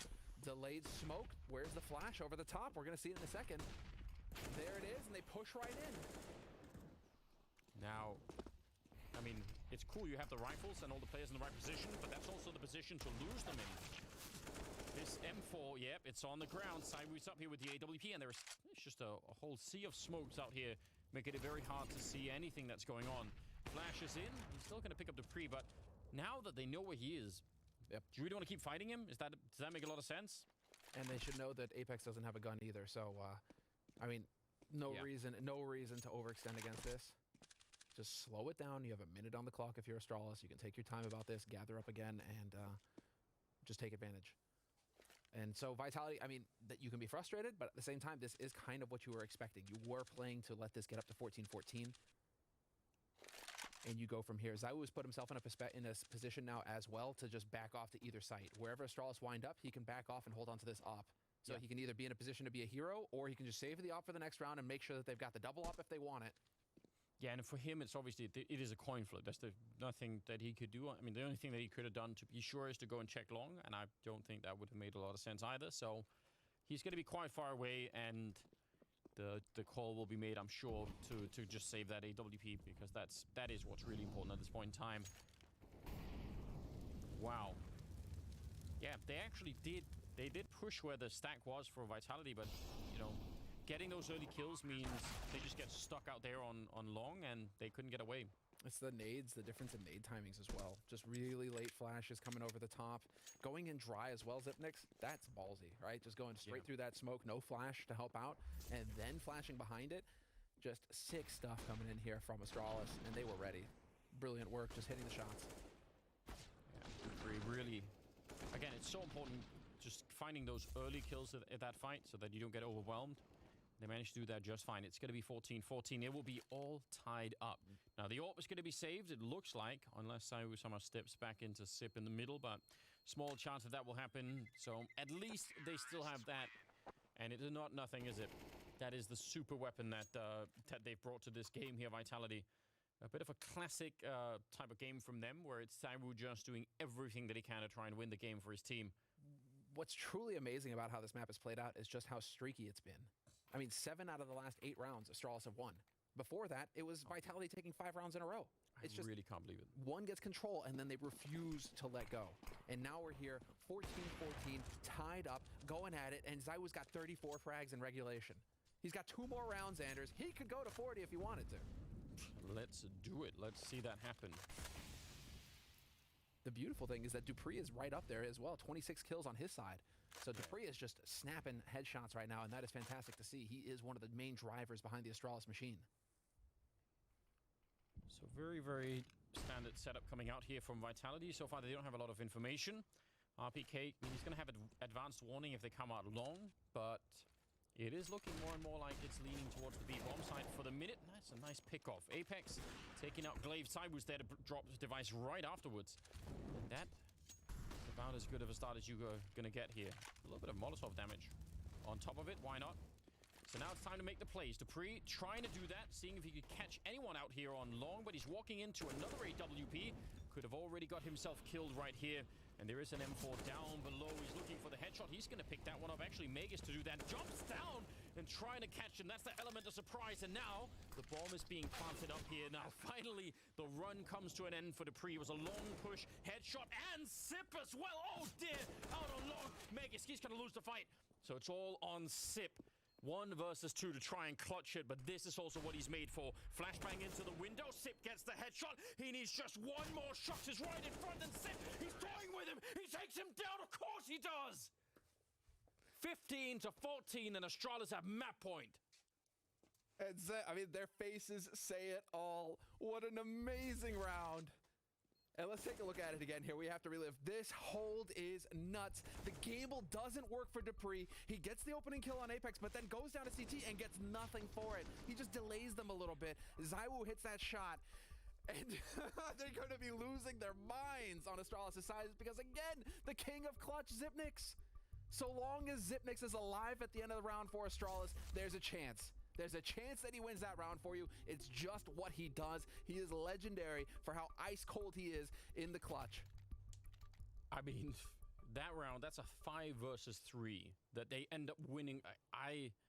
This is an absolutely mythical T-side out of Astralis. It's so hard to explain how unlikely all of this is, and it's just, we're seeing it right now. It's just unfolding in front of our eyes. I would have never guessed this. 56% win rate on T-side over the last 2 months for Astralis. But to do it in such a fashion is just insane. I'm really shocked. Here we go. Outlong Dupree, going to be flashed through, trying to see if he can catch anyone down in the pit.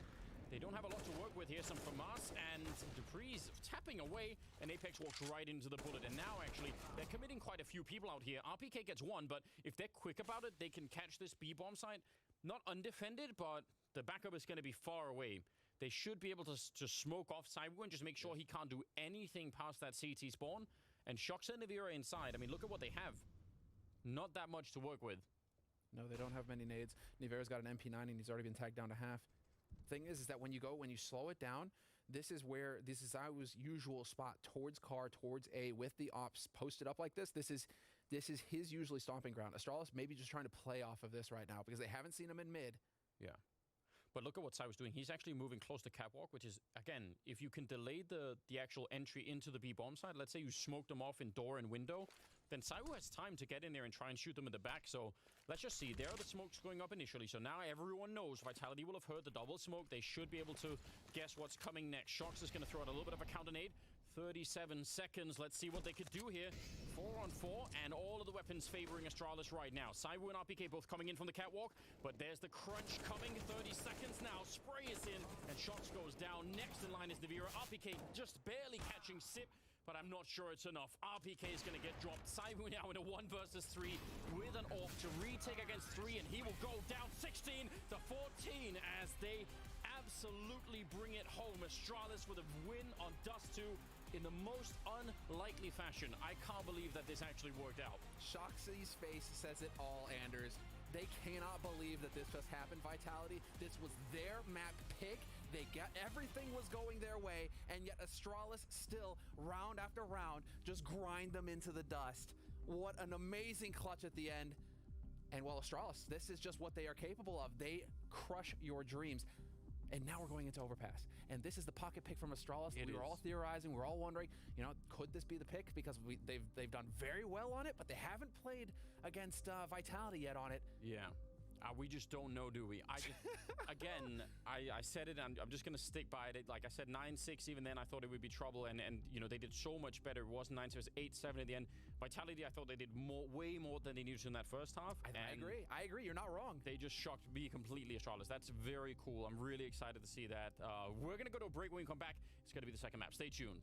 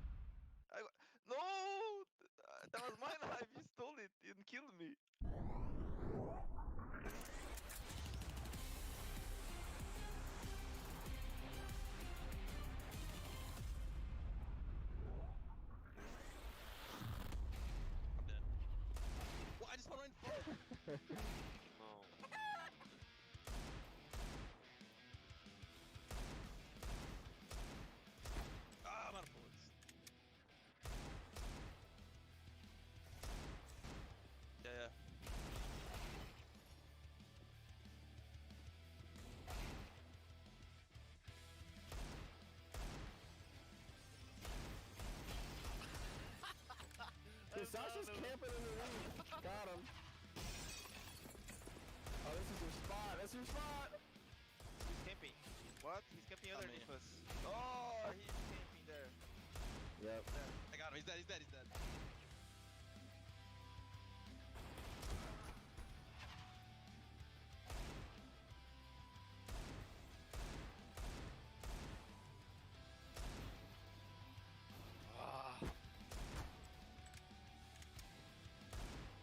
Well. Oh. Where am I? No.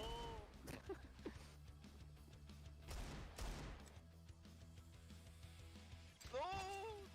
That was my life. He stole it. It killed me. Where am I? Okay. Damn.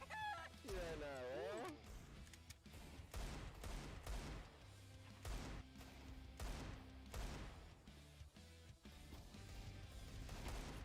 Oh, no. Why did I shoot? Okay. Where did I get shot from?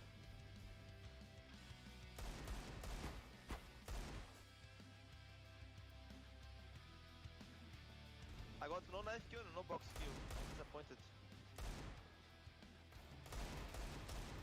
Oh my god. No, Sipo saving everybody. I saved him.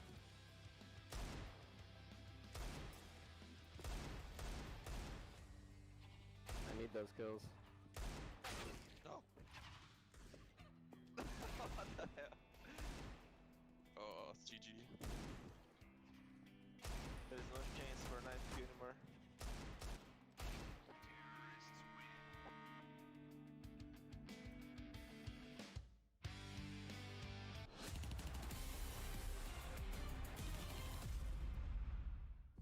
Now that is a game we deserve between these two titans of Counter-Strike right now. Starting off on Dust 2, we go the full distance, but it's still an Astralis win. And ZywOo pulling off 36 kills, and it still wasn't enough because the teamwork, the clutch work from Astralis was just better. It's gonna sting for the Vitality fan around the world, but at the same time, this is the highest level of Counter-Strike. This is where Yes. the slightest, tiniest mistake you do is gonna snowball into a round, and we can talk about Zip clutches, but the 1v2 he pulls off, which is incredible. It's absolutely incredible, but it starts off as a 5v3 for Vitality. So you always have to go up the line, and you find the mistakes. But that was an amazing game. Honestly, that was an amazing game. Astralis really fighting back and pushing against ZywOo with 36 kills. That was the full force ZywOo right there. Yeah, full force ZywOo, but on the other side of the coin, it wasn't full force from some of the Vitality players. And when we come to this, you guys were mentioning it when we were talking and watching the game, that it's the pressure moments where Astralis don't make mistakes, and we see Vitality, they do. Yeah, you could say so. I think it's more about Astralis, you really putting out the pressure towards Vitality, right? And forcing them into making, I wouldn't necessarily call them mistakes, but just forcing them into uncomfortable positions, which then allows the device of the world to capitalize. We saw ZywOo throughout the entire game play fantastic Counter-Strike. We often find ourselves talking about on Dust 2 as a specific map, how momentum is so important, and we see this directly translated into the scoreline. Vitality starting out by winning 6 rounds, then Astralis are winning 7 rounds, then Vitality are winning 7 rounds, and then Astralis ending up winning 8 out of the last remaining 9 rounds. So it was this momentum-based game that constantly was switching back and forth. When you have players like Xyp9x that makes the clutches at the pivotal moments, you end up winning the games. As Matthew said, a fantastic game of Counter-Strike, but it could easily have gone both ways. And that's when it comes down to these clutches that we keep mentioning. I mean, obviously, Xyp had a lot of them. Magisk had a 1v3 as well. And these are the thinnest margin, right? This is where the difference is being made. And I also think that this is why it's such momentum-based Counter-Strike, because as soon as one team is pulling ahead, suddenly things turn to hell. Look at this. Look at the scoreline. It was a 5v3, now a 4 versus 2. Xyp is going in, gonna kill onto ZywOo. Don't exactly know what's gonna happen, but then that 1v2 from Xyp, honestly, he's doing the only thing he can do to win the clutch. He cannot allow them to trace up and to go towards the A side. He's just winning up, dancing up and down. He's got the AK and he adjusts. That's beautiful. But what I want to say about this round, and we didn't get to see right here, is that there were 2 clear entries for Vitality. There was a 5 versus 3, and then Apex decided to push up the Molotov towards CT ramp, and Nivera was fighting towards A long. You could have totally seen Apex give up CT spawn, go back towards middle, Nivera pull up towards long, and that would have been a clean 5v3. They decided to fight, and these are where I'm talking about the tiniest mistake. These ones. Well, those tiny mistakes are a lot of fun, but also what's a lot of fun is having a look at some of the mic'd up moments like this.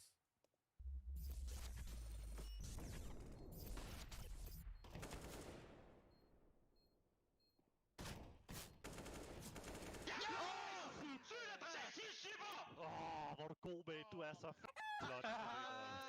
Altså, du lever det der. Focus.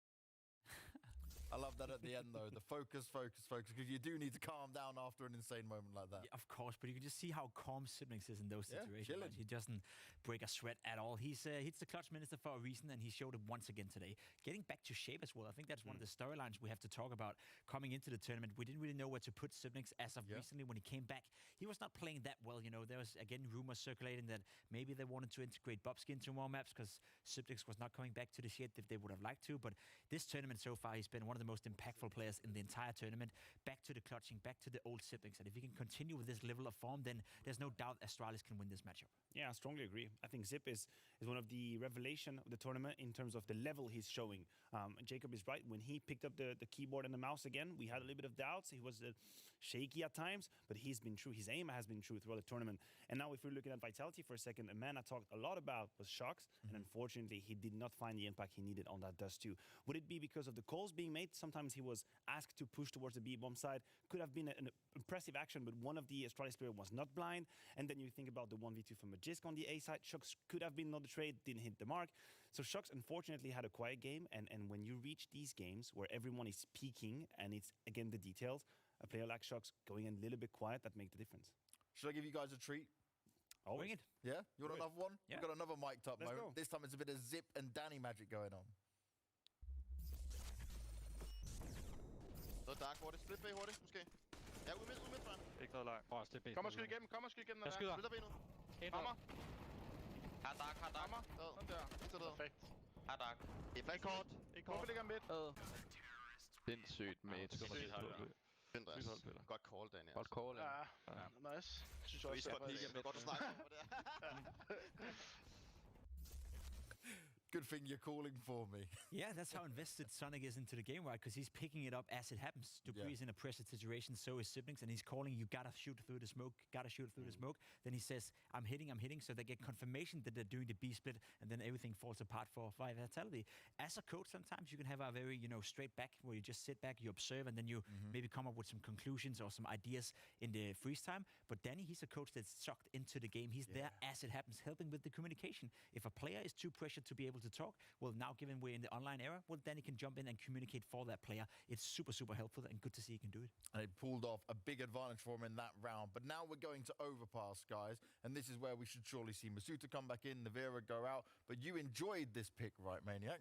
Yes, I enjoyed it because I saw it coming when Astralis picked Overpass against EG. A little bit in the back of my mind was thinking that might be for Vitality. That might be for Vitality. They are preparing for that potential grand final, upper bracket final against Vitality. Now, the truth is, I don't even know what kind of lineup Vitality are going to use. If they haven't worked on Overpass, maybe who knows, Nivera is injected in the lineup. We don't know. It's going to be Misuta. We don't know yet. That's going to be the big question. Yeah, can I help you with It is Masuta. Oh, thank you He very showed much. the graphic on the screen. I wasn't sure. My bad. I was already thinking about Overpass. You really tried to save me on that one. I was trying to help you. Don't But the worry. thing about Vitality, right? It would make sense for them to start on the CT side, and I need to say it, even though they haven't really worked on Overpass, they could just put up a wall. It is a possibility, and we have to be careful. Against one of the strongest T-side units in the entire world in Overpass, the B hits coming in from Astralis, the A hits coming in from Astralis. I agree, when you have Saivu in your lineup, you can sort of like dedicate a part of the map to him and then build up that wall, but against Astralis, you need more than just a bit of Saivu. Yes, and that's the thing, right? We just saw this go all the rounds. We're getting the Vitality back without Nivera coming into play. But this is an Astralis where they were one of the absolute best teams in the world on Overpass. I can remember so many magic moments on that. Yeah, I agree, but it's been a while. It's been a while since we've seen Astralis have that as one of their main picks. It's always been about Nuke, always been about Inferno as of recently. Even the Dust 2 are looking good. Train and Overpass, the last couple of years has always been their fourth, fifth best map, but they're slowly but surely starting to integrate Overpass into their map pool again. And as we spoke about before coming into this matchup, Astralis do it all the time. Whenever there's a break, they update their map pool. They make sure they're one step ahead of their opponents so they can bring in a little bit of a surprise like this against Vitality. It looked good against EJ. They won convincingly. So if I'm a Vitality right now, you better have practiced Overpass throughout this break. Well, let's find out if they have practiced Overpass after this break. Overpass is coming right around the corner, and Astralis have picked on into it. They're looking for a 2-0, but this is a match that deserves 3. Let's see if we get there after the break.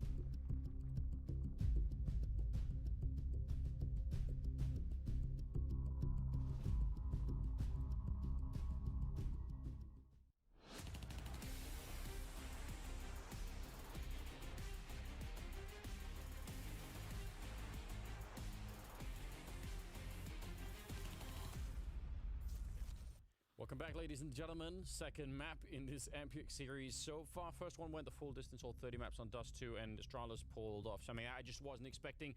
Now we've got the surprise pick of Shame on you, Anders. You're not expecting Xyp9x to clutch it out 1v2 every single time when all the pressure of the world is on his shoulders? I think that's what makes it so good. Every time I see it, I think to myself, no, he can't. You know, like the pressure's on. They know what every time, and it still happens. You know, you'd think after all these years I would have learned something, but I guess not. But that's why I could enjoy it so much more. It's fresh every time. That's the thing. It's as if you're rediscovering it every time. The joy of the Zip clutch. That's what it feels like. I've got some sort of selective amnesia every time. I'm like, no, he's not going to win this one. Like, you know, I know he won every other one, but this one not. And then it happens. It's outrageous. Absolutely outrageous. Yeah, Dupree obviously can't leave him behind. He was playing outrageously on Dust 2. He was the hard carry for Astralis on that map. Again, Astralis just everything coming together to just make this beautiful comeback happen. And proceed to tilt Vitality off the face of the planet. Masuda's got his work cut off for him because he's got to try and get his teammates excited here. It's going to be tough after that one, losing in that fashion to Astralis on your map, and now you're going into Astralis' map pick. It is worth mentioning going into this Overpass 2020, Vitality, according to HLTV, were the top team of 2020 with 21 map wins, 71.4% win rate on this map. So did Astralis just walk into a trap? Did they trap themselves? Did they play themselves, Anders, by challenging Vitality on overpass? I just don't even know. I'm so curious. I just only have questions right now. Masuta, that's a good start. Taking down Glaive, sniping away and spotting them out there. Smoke goes up. I think Astralis really wanted to go right here. They'd already done the triple nade to try and catch someone. Now they're going to be running in and fighting Cyber instead, and they somehow take him down. RPK hoping to catch a kill, falling back into the bomb site. So a little bit of early action and a 1-for-1 trade. Shocks, though. This is dangerous. Yeah, he's going to start to make his way back. I don't really blame him. Oh, and they are going to try and chase as well. They are going to put that pressure. Clear out connector. Shoxy's still hanging around here. He's going to be close enough to hear the footsteps as well, so he knows these guys are coming for him. Got a bit of information gained here from Shoxy, but he needs to stay alive. You're seeing the rotation coming in from RPK as well. Apex is not going to be far off of that A site either. And so Vitality are adjusting to this. Shoxy with the beautiful headshot on Zipix, though, doing the damage, but there's Dupree to bring it back. 3-on-3. Clock is running down now. 40 seconds. A little bit of health off of Dupree. That could be an issue. I'm not seeing a kit picked up at the moment. Not seeing any smokes either. Which, again, those are pretty important tools to have on this map if the bomb ever gets planted. So we'll see if they find some anywhere. RPK is out looking for information, and I can kind of understand that. He wants to see if anyone is out here now. If he gets caught, that's a disaster. Oh, he's going to get a headshot instead of Device. He looked like he was looking the wrong way, and he still managed to do it. Now he's back on track at RPK.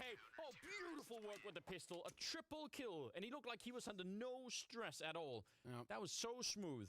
Why would a tank feel stress? I know. They're going to shoot at him with pistols? What, he's just going to shrug that off? BB guns out there. Like, lined up the cannon, took their heads off.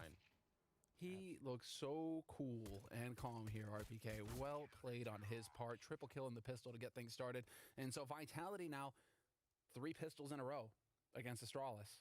Right. Now, Dust 2, they won both pistols. Still lost the map. Here they've won the pistol on the CT side. And now we got to see what's going to come of it. Because it's Astralis. No bomb plant means a very hard eco actually coming in here from Astralis. Only Dupree going for the deagle. Well, I mean, it's very early days, but for now, it's Astralis just kind of hanging back. Vitality not overextending. This is more Vitality style in terms of on CT side. Shoxy lurking in restroom. Zywoo here as well in mid. Going to what works Vitality to set things up in this initial round. Yeah, I mean, there are some really big challenges on this map, I think, for the CT side. If you play it too passively or too far back. They did just push out of the B-bomb side, which, you know, when you've got SMGs versus pistols, you're gonna be just feeling more brave. That's a nice little shot there.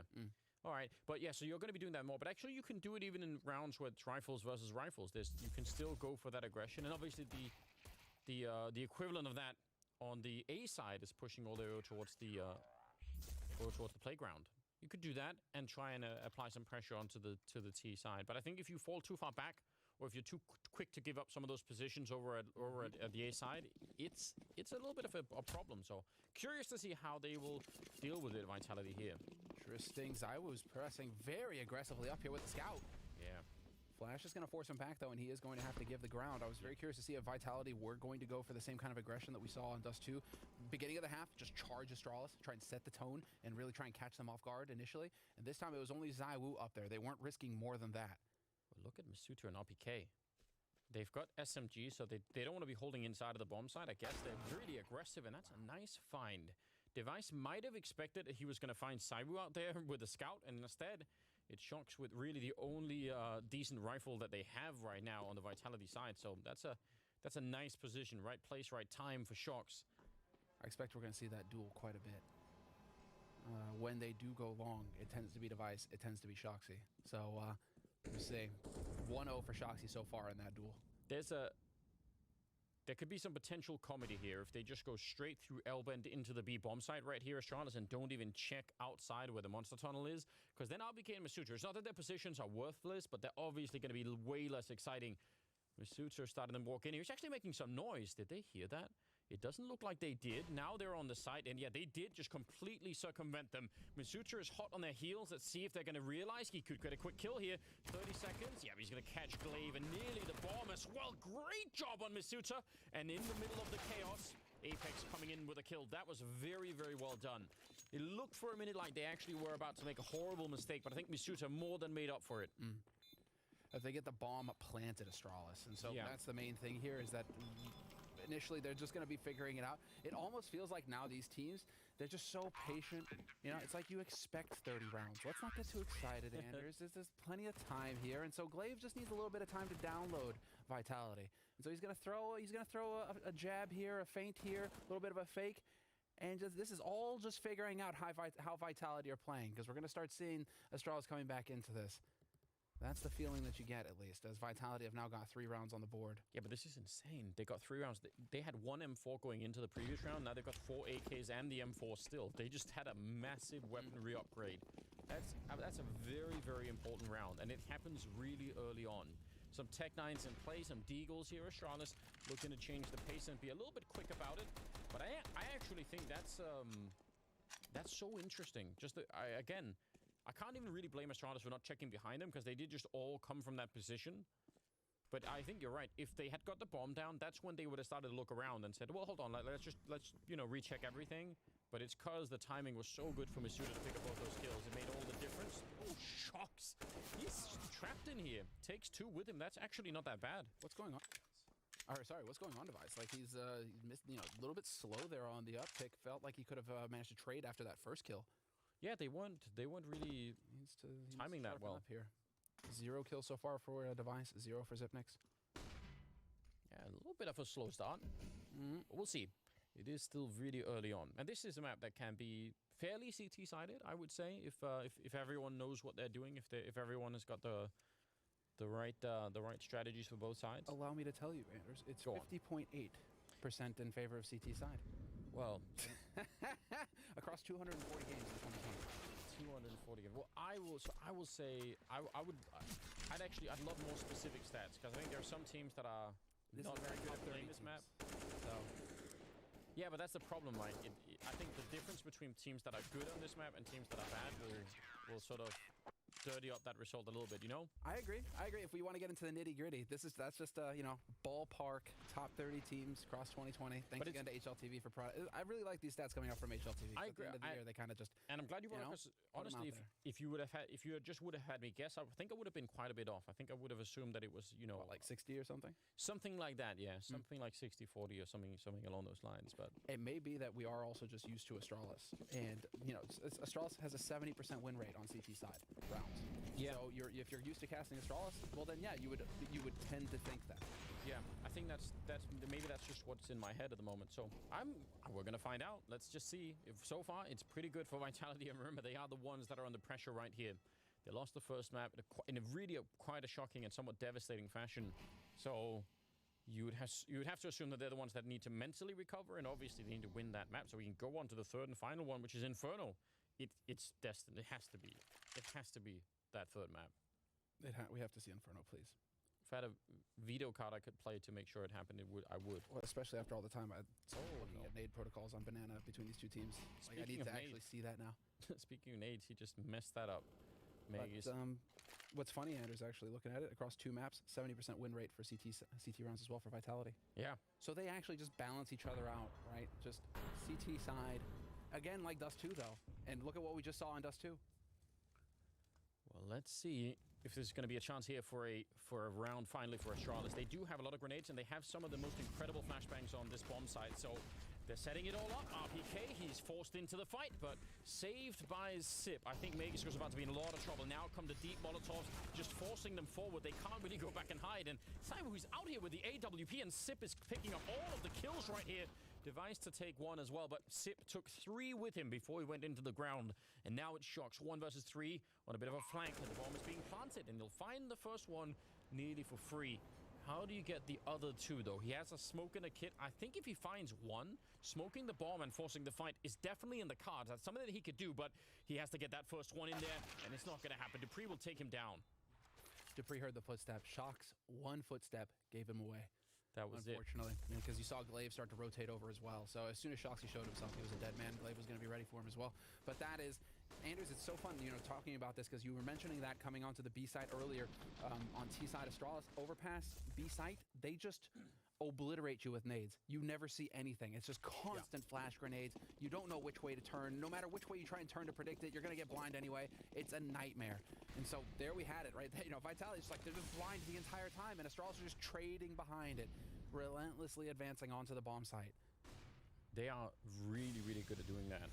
And, well, you saw RBK was trying to counter it by just stopping them in the monster tunnel, which, I mean, that's a pretty sensible idea, but Sip was there to catch him. Shocks, though, he's got the right idea, but Glaive slightly better with that weapon and does a little bit more damage. He'll take him down. So I still like it. I think from Shock's point of view, I love the idea of trying to go that aggressive. And if he had found Glaive, then look at where the rest of Astralis are on the minimap. They would have been really awkwardly cut off from the A side of the map. And if they just execute B at that point in time, it's so readable. Yeah. So I don't mind it from Shock, but it didn't work out this time. We're going to need some more of that aggression out of Shock. We'll see if it pans out for him. As this is going to be the push. Once again, all of these flashes. Misuda getting spotted as well. Instantly removed. And it's ZywOo and Apex, and they have severely tapped into that bank that they developed over the first 4 rounds of this half. Vitality, they've got to back off and save these guns. They just don't have any money left in the bank. And so Astralis now setting themselves up for success here on this T side. Back-to-back B site hits. And the beauty of it is, because they're finding success with these B site hits early, that's ZywOo dead. Do we lose Apex? Apex is going to come up here. He wants that off. He needs to be in a position to save that AWP if he has a chance. Yeah, definitely interested in it. He already knows. That's going to be so hard to do now, though. Out on long as well. Okay, but point being is that Glaive and Zonic right now are working together to just prepare Vitality, right? They're just setting Vitality up to focus on the B site and to have to play honest on B and invest resources early on B because they've been successful now hitting it twice. And so as soon as things start to go awry on the B side for Glaive, boom, just flip over to A, and that's when you decide to flip that switch and hit the other site, and you're going to catch Vitality out of position. This is what the conditioning that Glaive and Zonic are trying to put on Vitality right now. Yeah, it's true. And it's actually, I think, a pattern that we've seen before on this map where I would say the default type setup for the B-bomb side is having 3 people there and having the other 2 play the other way. Ooh, that's a headshot taking down Device. Now, they're going to be caught here running back, so I'm not sure they're quite ready for it. They should be caught. I have no idea how they're not both dead at the moment. ZywOo getting a headshot as well. The scout is out there. This is What the hell is going clean on at all. here? ZywOo's actually running for them. He wants to see if he can catch anyone else. That is, well... Magus shows up. Don't bully my in-game leader! I'm here to help. But I think so I think the 3-2 split between the bomb sites is pretty much the default right now, but it's not at all uncommon for us to see 4 people early on B just because it can be that hard to hold. I mean, against Astralis or anyone else, it's something that happens a lot, so I'm interested to see how it'll play out if that starts to be the default for Vitality, just doing that. All right. Device giving credit where credit is due in the chat right now. Just letting letting ZywOo know that those USB headshots were crispy. WTF, man.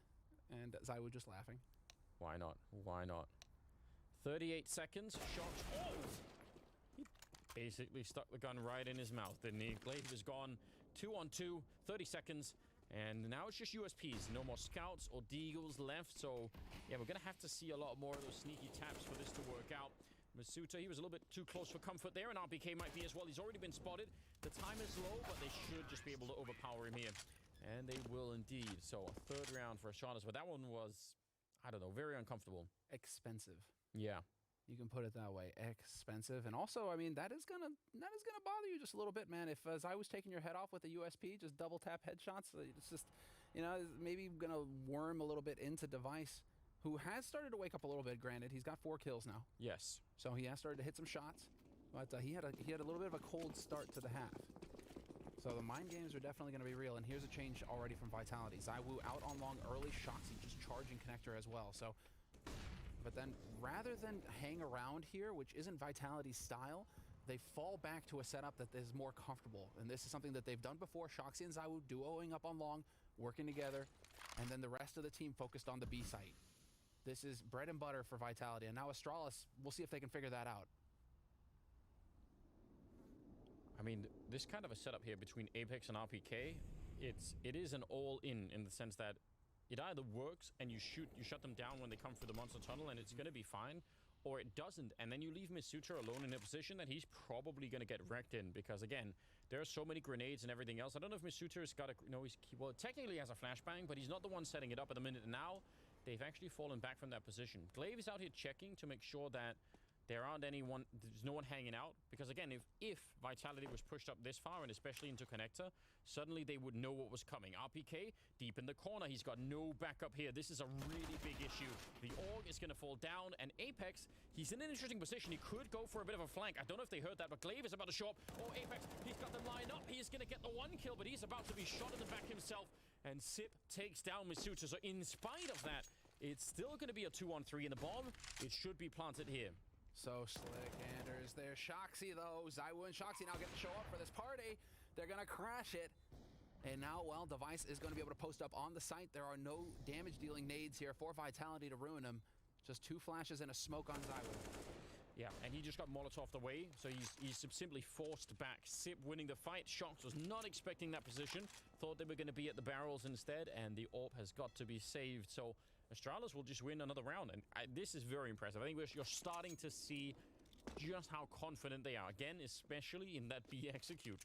And it's a bit of a shame because I would have loved to have seen what would have happened if the RPK and Apex setup down there at the Monster Tunnel had stuck there. If they had stayed in that position, could they have actually shut it all down? That would have been so much fun to see. I'm very curious. You know, that's going to come down to them just trusting the call. What I'm also wondering is whether or not this is Glaive just downloading Vitality and figuring it out, or if this is Vitality needing to have a little. They need to change it up and do a little bit of what Device does on CT side overpass. Get up into the birthday party. Get some eyes towards Fountain, towards top mid. Because if you're there as Shoxy and Zywoo, if you're there getting that kind of info from instead of just sitting around long, if you're actually in restroom, if you're in mid getting that info, you're going to see nobody's there. You're like, huh, okay, this is going to allow for that defense to remain solid on the B site. But instead, it feels like everything is a little bit delayed for Vitality in that setup, and it just doesn't work for them. And so, well, now we're going to have to see what kind of adjustments they decide to do. Are they going to try and have more presence in mid? Are they going to try and hang around more in connector and bring the game there? Because right now, Astralis, this is all just feel good for Astralis. They've got to be feeling so confident now, having taken 4 rounds in a row on the T side. Money is starting to build up for them. It's looking good. This is a very difficult position for the Frenchmen to find themselves in. It most certainly is. We haven't even got to the quad boost yet, Samla. True. We can still get those. And that is where the fun really begins. 4-man stack at the B bomb site, but they only have pistols and a saved AWP on Zywoo. I don't mind any of the thing. It's just fine.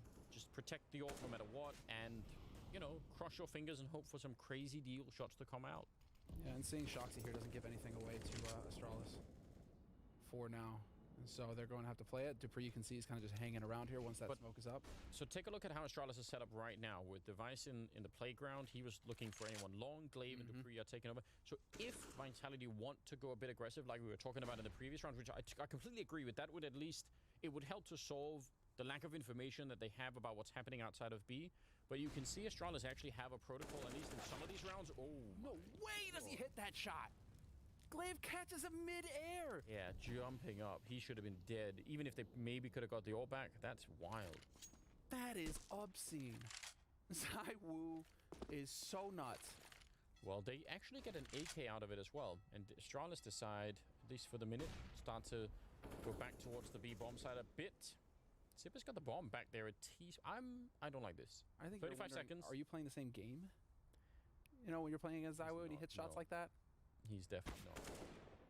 29 seconds. The bomb is only now being picked up by Sip. Now, fair play. If they can just clean out the bomb side, it's fine. And it looks like that's what they are doing. But I still don't like this. I'm not a big fan. Misuta could catch the bomb on Sip running up. In the 17 seconds, they must hear the stepping, but they're not reacting in time. Oh! They just let him slip past. If they had taken a step up and shot him in the face, who knows what could have happened. 7 seconds left here.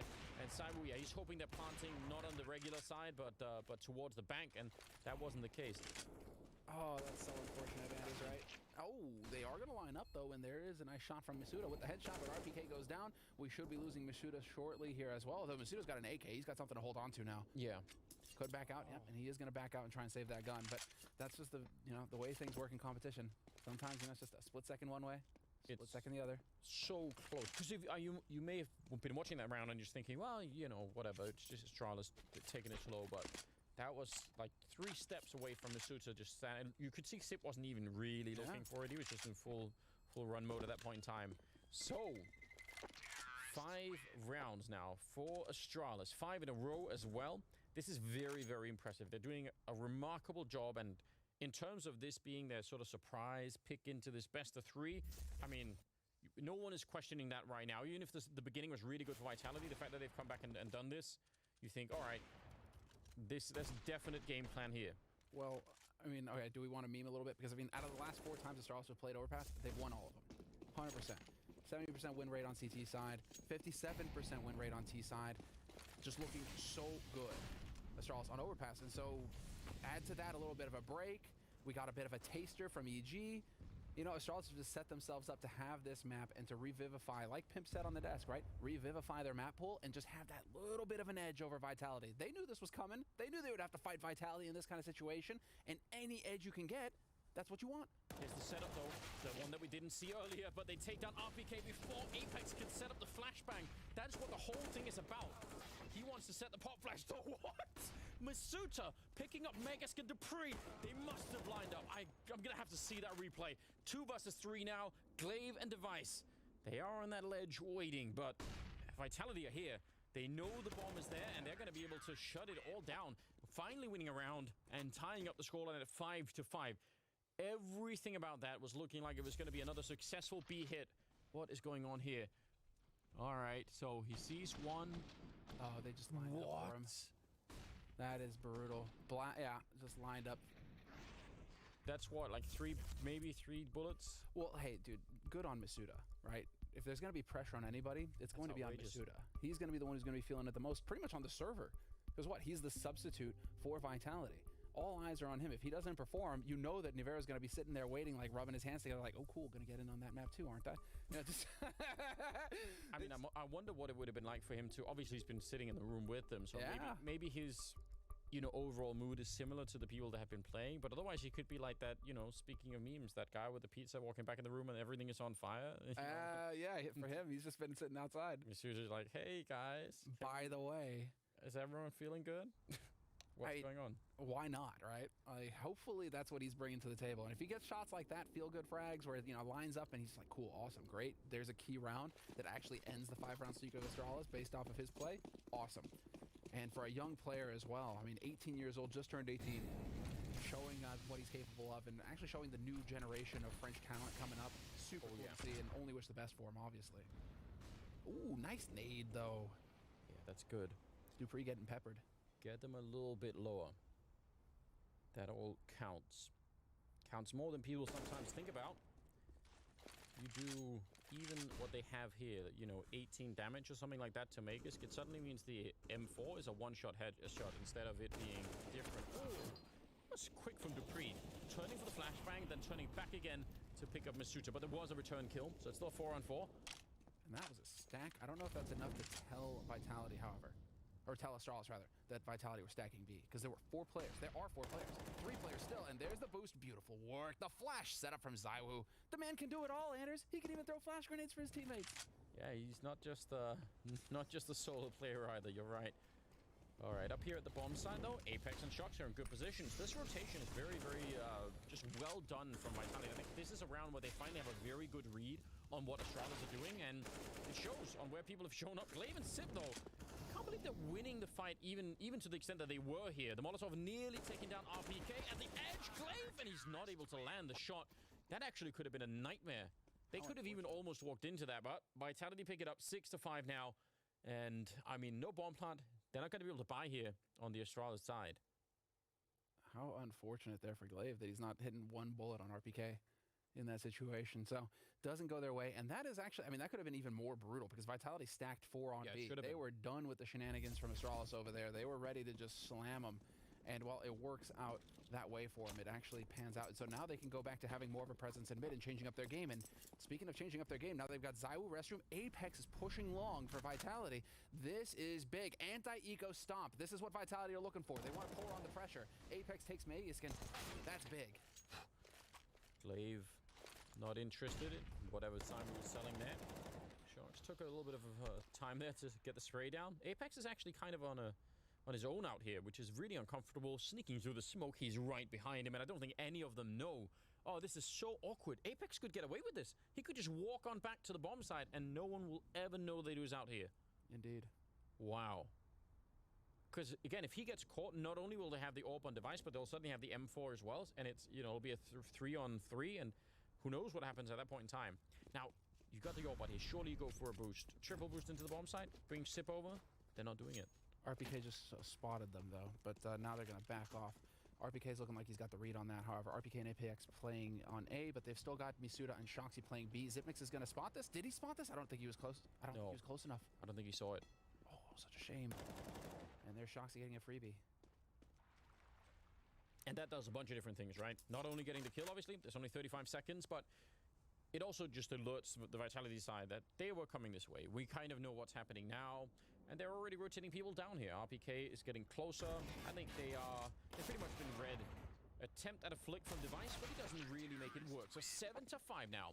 Vitality getting 3 in a row and getting themselves, I think, even just mentally, a little bit back in the game. This is really great news for the French side. I think this is very, very important. Let's see if Astralis, though. I mean, we've already been praising them for the 5-round win streak that they were on here and how good it looked and how well prepared they were. But you know, now that they've been bopped on the nose themselves, maybe you want to see if they can pick it up again. Yeah, well, I want to see some aggression mid out of them now. Just take that fight. They need to be acknowledging that Vitality are going to start trying to play aggressive and change it up, and they need to just run into this head on and smash Vitality. Zywoo's now posted up along with Shoxy in mid. This is more Vitality style, but now Zywoo, is he going to catch Device? No, Device was ready for him. They saw it coming. Astralis ready for that aggression. Perfect punish. Man advantage now for Astralis. Shoxy's going to be pushed up in a one-and-done sort of scenario as well. He's got no way out unless he gets help from his teammates. Apex has a flashbang here for Shox, but they're not even going to throw it. That's interesting. Yeah, delayed. Oh. They wanted to try that on the other side, right? Clay was setting up the flash for the Vice to go and take the fight, and Misuta coming in to take down Meg is just continue to fight here. I'm really shocked that Vitality are winning this fight in such a fashion, because actually Astralis were in a very strong position out here. This is kind of playing into what I expect to see from Astralis, though, in these sorts of weird situations. Trading, 18.1% trading rate right now so far from Astralis. It's not fantastic. You see these duels, they're all spread out and they're just getting bopped. That's weird to see Glaive and Device not coordinating better on long. Yeah, especially I think what really was confusing to me is that Device, as he came up to the corner, he ran the whole way. So if anyone was there, I mean, they would have had the time. Oh my god. Oh, wait, right, hold on. Xipnix is still alive. Just wait a second. 20 seconds, guys. 20 seconds. He's running back, so if he's really, really lucky here, he could just get the bomb plant down for free, but how does he escape? He's going to smoke up the high ground. They don't have any HEs or anything, so this could get a bit weird. Yeah, just go straight for the plant. 5 seconds. He's at least going to get that, but they're coming for him. And this, I mean, you could show... Oh, what? He picks up one more shot, and RPK's on the other side. Zip finally goes down. But that was a 1 versus 4 that he, I mean, almost wins. It's so disgusting. He's so good. Yeah, man, Zip is just a threat at any time. If he's still alive, dude, in these sorts of scenarios, it's just he goes up an extra few percentage points in 1vx situations. If he just gets to focus on his own game, this is what he's capable of. Shoxy's reaction says it all. A little bit of a grin there from Zip as well. I don't think that Astralis are starting to feel too stressed out just yet. You know, it's 8 rounds for Vitality on the CT side, but keep in mind, Astralis, even before coming into this, was whatever changes they've made, Astralis had a 70% win rate on CT. Their CT side is super solid as well, and they still have a couple of rounds to work with in this half. If they can get up to 9-6 or 8-7 at the half, I think that Astralis have got to be feeling very good about their odds going into the second half. I was going to say, I think a 6th round, I think if it's 10-5, I mean, it's still totally winnable for Astralis, but I'd say Vitality they would have done a pretty damn good job if they could get up to 10 rounds here. Oh yeah, that would be fantastic. I'm still really confused about Device running up to that long corner, because if there is someone out there, then they'll hear you stepping, and they could, like, you're giving them, rather than it being just a random timing for them to throw the grenade, you're actually telling them, yeah, I'm right here, so they can just call it in from the CT spawn. A little bit confused about that, but otherwise, back into the B bomb side. Meg is pushing through the smoke that's thrown from CT spawn to block off that monster tunnel, and now he's just hoping that someone will forget about that and try and go and check it. So see, yeah, trying to get in a little bit early. They know that he's here now. He's still sticking around. Normally, if you fail that attempt, you probably will fall back, and he's going to get overpowered by RPK. He's very, very insistent on trying to get that kill. And again, nobody there to trade for Astralis. Device hits a beautiful headshot on RPK, though. Brings it back to a 4-on-4. So luckily for them, they're able to make that work. But now Shoxy, the heavy hitter for Vitality, has rotated onto the site. He's going to be ready for this. Waiting right around the corner. Could line them up. And here it is, the slaughter. Shoxy, what a beast. Dude, Shoxy's at 18 kills. Yeah, he's gone way above and beyond. To put in perspective, I mean, Zywoo was the dominant beast on Dust 2 for Vitality. He's at 8 kills right now. Shoxy is doubling up. I'm real confused about the fact that no one was checking this, because they actually had very good flashbangs to you know, the Shoxy was docking down, sure, but he still got flashed a bunch. And they saw, when Magus went for that fight, he saw 2 people at barrels, so even if Device gets 1, I would have assumed that Astralis would have still just checked it. They did not, and it cost them the round. So I think they're telegraphing it a bit too much. Like, Vitality are starting to get the read on them. If Astralis just want to keep hitting B-side over and over again, Vitality are obliging them by stacking it. Shoxy and Device, though, about to face off. Must-win fight for Device. Absolutely critical that he survives that. Man advantage now for Astralis, and they don't have any more smokes. They have 2 flashes and a Molotov, Anders. it's not a lot to work with, is it? And, you know, it's good that he won that fight, but again, he was running up to that fight. He's making so much noise. I'm just not sure that that is the best idea. From Vitality's point of view, even being a man down, you're right, those grenades on Astralis, not that they know how many are left, but that should give them a decent shot. Zywoo will take a kill, and he's trying to fall back. He's nearly getting caught. Well, he'll take RPK instead, if that's what's on offer. He wanted Zywoo, obviously. Now, actually, could be a little bit tricky. Apex is here, though, as well. So all 3 members of Vitality. Zywoo going to continue to fight. Even low on health. Can he find one more kill? He can't. And now, up at the sniper spot, it's Apex doing his best to help out. But they do have him pinned down up here. And out in the open, he's going to fall to the pre at the end. It will be 6 rounds in the first half in favor of Astralis, but 9 to Vitality. And I think that is still pretty impressive for the French side. They need to win this map. They have to win it, or they're going to get... well, not to the grand final straight away at the very least. So we'll see what happens. Second half is coming up after the break.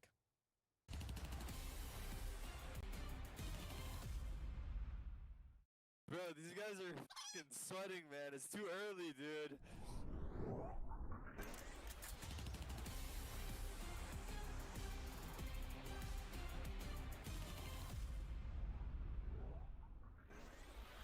No, I'm kidding. Let's go.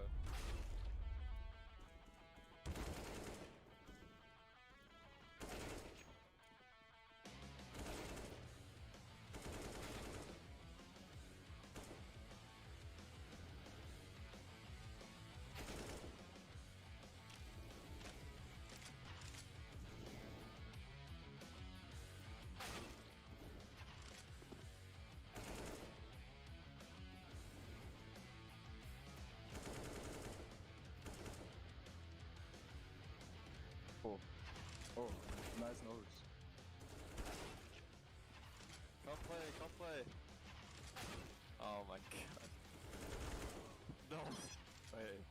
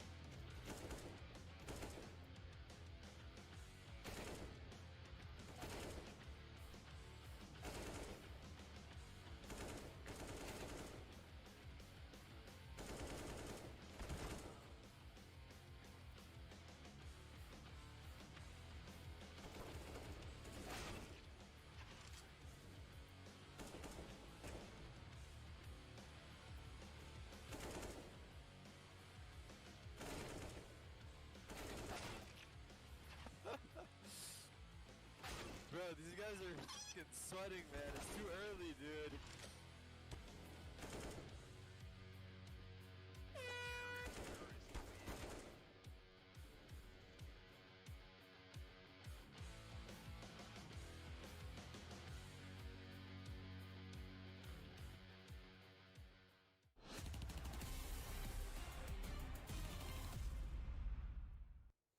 Leading into the second half, the score is 9-6 in favor of Vitality, which I think is a pretty damn fine job. This map was picked by Astralis, and they looked really well prepared. But I don't think everything went according to plan. They had that great sort of win streak in the middle of the first half where they went 5 in a row. And at that point, it looked like they were about to sweep them away and just completely just leave them behind. But that didn't actually work out that way. Vitality came back into it. Shock's playing very well. So I don't know. I hope we see a I really badly want a third map here. Inferno would be amazing between these two teams, no doubt about it. But I mean, it's almost as if it's written in the contract where these guys, if you win one round, you have to proceed to win the next 4 to 5 rounds. Yeah. Before you give it back, right? You give the ball back so they can play a bit. But we're into the pistol immediately here. No time wasted at all. And Vitality, still a smoke on Misuda. Full Kevlar across the board from Astralis, though. These guys are not going to let a bomb plan happen. Well, that is the plan at least. See how long that plan is actually going to be working out. What even is the setup? They're just in a position to go either A or B. They're so close to middle, they can go whatever they want. Need to. Misuta finding out there are a lot of people in here, and I'm in trouble. He's gonna get one, but there was no need to even call for backup. Bomb is now weirdly very far away, so they've pushed up. I think Misuta was meant to fall back and pick up the bomb in case something worked out. That's not going to be happening now, and I don't know. This is very awkward. Saiwu has a P250. He could do some damage. Shox is going to get run down, and he sees it, making a bit of noise and shooting Dupree in the back of the head, but that only gets them so far. 40 seconds. The bomb is still miles away, and Sip, he is a robot, isn't he? Impeccable. He's setting it up with that little cheeky smile. Yeah, but he's got that little grin at the corner of his mouth. He knows. Nothing but headshots for this man. Headshots and clutches all day long. Big thing here is that's Astralis' first pistol win. You're right. So, first pistol on the board for Astralis. Now we get to see what they're capable of here on the CT side. They, like Vitality, it's funny, they have identical win rates in terms of CT rounds on this map. So Vitality, 70%, Astralis, 70%. So now we have to see. They've got the pistol. Are they going to be able to start chaining rounds together? And they should be able to. Already a little bit of a change in approach, though. Device down on the B side. Not floating mid, not floating long, as is characteristic. But we do have Zipmix and Dupree playing close connectors. So this is really just aggressive from Astralis, and it's a different strategy. And Dupree, surely is going to keep going. He's so far in, just at this point, just climb up the ladder and try and see if you can flank them. Sip is going to get some confirmation. Don't really have to fight here, even if you might actually lose the A-bomb site, which is possible at this point in time. The flank from Dupree, and, you can sort of join up with Sip. That's some very, very good grenade throwing there from Magisk. I mean, not necessarily mechanically, but just the timing of it was really important, because otherwise he might have been run over. Sees another one, and yeah, he knows what is up, but this flashbang coming in will absolutely tear him apart. Magisk going down, so that is the A-bomb side lost, and the bomb should be planted here. Dupree on a flank from long, but it's happening maybe a little bit late, and they already were falling back. This is a disaster. Misuta will pick up Dupree, and now it's a 5-on-3. The bomb is already down. They're going to pick up that FAMAS on the ground. Sip is out here hiding in pretty much plain sight. He'll only get the 1 kill, and I'm not sure that's enough. Glaive, he gets traded right away, and now it's a 1 versus 3 for Sip. And even his internal logic will tell him that it's not worth going for. He's going to get found, and Vitality, that's a massive round to win. Losing the first pistol round in the series, and this is the comeback that they have right afterwards. It's just going long where you wouldn't necessarily expect them to be. Astralis are setting up for close quarters combat. They're setting up where they would think the fight is going to happen because Vitality are on pistols, and so Vitality are probably going to want to be closer to you and take those fights up. So they're going connector, they're going B. Vitality are 1 step ahead, though. They're like, all right, we're going to go long, the last place you expect us to be on the map, because you're going to have rifles, you're going to have the advantage, that's where we'll go. And it just works out perfectly. Astralis just got gamed hard, and that puts Vitality up on 10 rounds. Maybe they also underestimated how aggressive Vitality would be in actually flashing their way into the A-bomb site, because they must have been thinking, this is sort of a trap, You may be right outside of the A-bomb site, but we've got Dupree and Sip who are, pretty close to flanking you. Yeah. We just need you to be out there for another 5 seconds, and it's all good. But they weren't. The flash there against Magisk, that that killed, because as soon as they get in there and they get the bomb down, they turn around, and now Dupree's flank isn't really so much a flank anymore. They're just running straight into him. Yeah, he just gets bonked. Well, now, I mean, once again, back over to long, where they have, again, you know, the rifles. They have the rifles this time, so if Astralis peek them, you can see they get punished. Dupree getting tagged with that scout to start things off. And Device holding close, however, in restrooms with the Deeg. There's the shot. He's got Glaive to back him up. RPK going to pick up the first. And they are just going to be able to back out of there, Astralis. Yeah, a little bit scary. Could have been a quick double there. RPK. But Savu controlling the spray at a very long range with the MAC-10. That's all fine. Dupree out here sniping away. It's a bit of a tentative round right now. 30 seconds.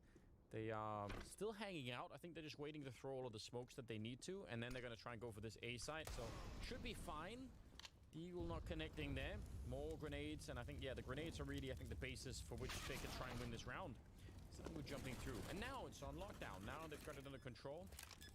I like seeing that. There could have been a moment there where they could have panicked and said, "Oh no, let's run back to B. You know, this is too dangerous," or just tried to fight too much against the Deagles. I like the fact that they didn't. They just calmly set up the standard smokes and Molotovs and went for it. Sip is actually going to get a body shot in there against Sairu, but it won't change the fact that he gets 3 kills with the MAC-10, which is kind of cool if you're the AWPer of the team. Sure, but I'm thinking that Astralis right now need to be getting more kills. They need to be putting in some more damage because Vitality's economy is looking fantastic, and it's not going to get any easier here for Astralis as they are now going to be in a hard eco scenario. And they're trailing. They've still got guys who are on single-digit kills, Anders. Magisk and Glaive right now struggling, 8 and 7. So, whereas everybody on Vitality are up in double digits. So just in terms of firepower right now, Vitality are outclassing Astralis. They are, and it shows, right? 11 to 7, probably going to be 12-7 here as it's just USPs, RPK. Yeah, realizing early on that there was a lot of aggression out here. He's taking care of all of it. Very smooth, no issues here. They know where Magisk is. He's going to get the one shot there, but otherwise, I don't think there'll be any trouble. So 12 to 7 in favor of the French. They are 4 rounds away now from getting us that third map on Inferno. What a delicious treat that would be if we could just get there. And you're right, I mean, in terms of the kills, it's outrageous. Saiwu obviously leading the charge way ahead of everyone on Dust 2. They still lost the map, but Shock's here. 20 kills, Saiwu at 16, the rest 14 or 13. I mean, there's a very, very strong team effort coming out right here for Vitality. It's kind of what we were talking about coming into this. Did Astralis game themselves? After all, Vitality were the #1 team on Overpass throughout 2020.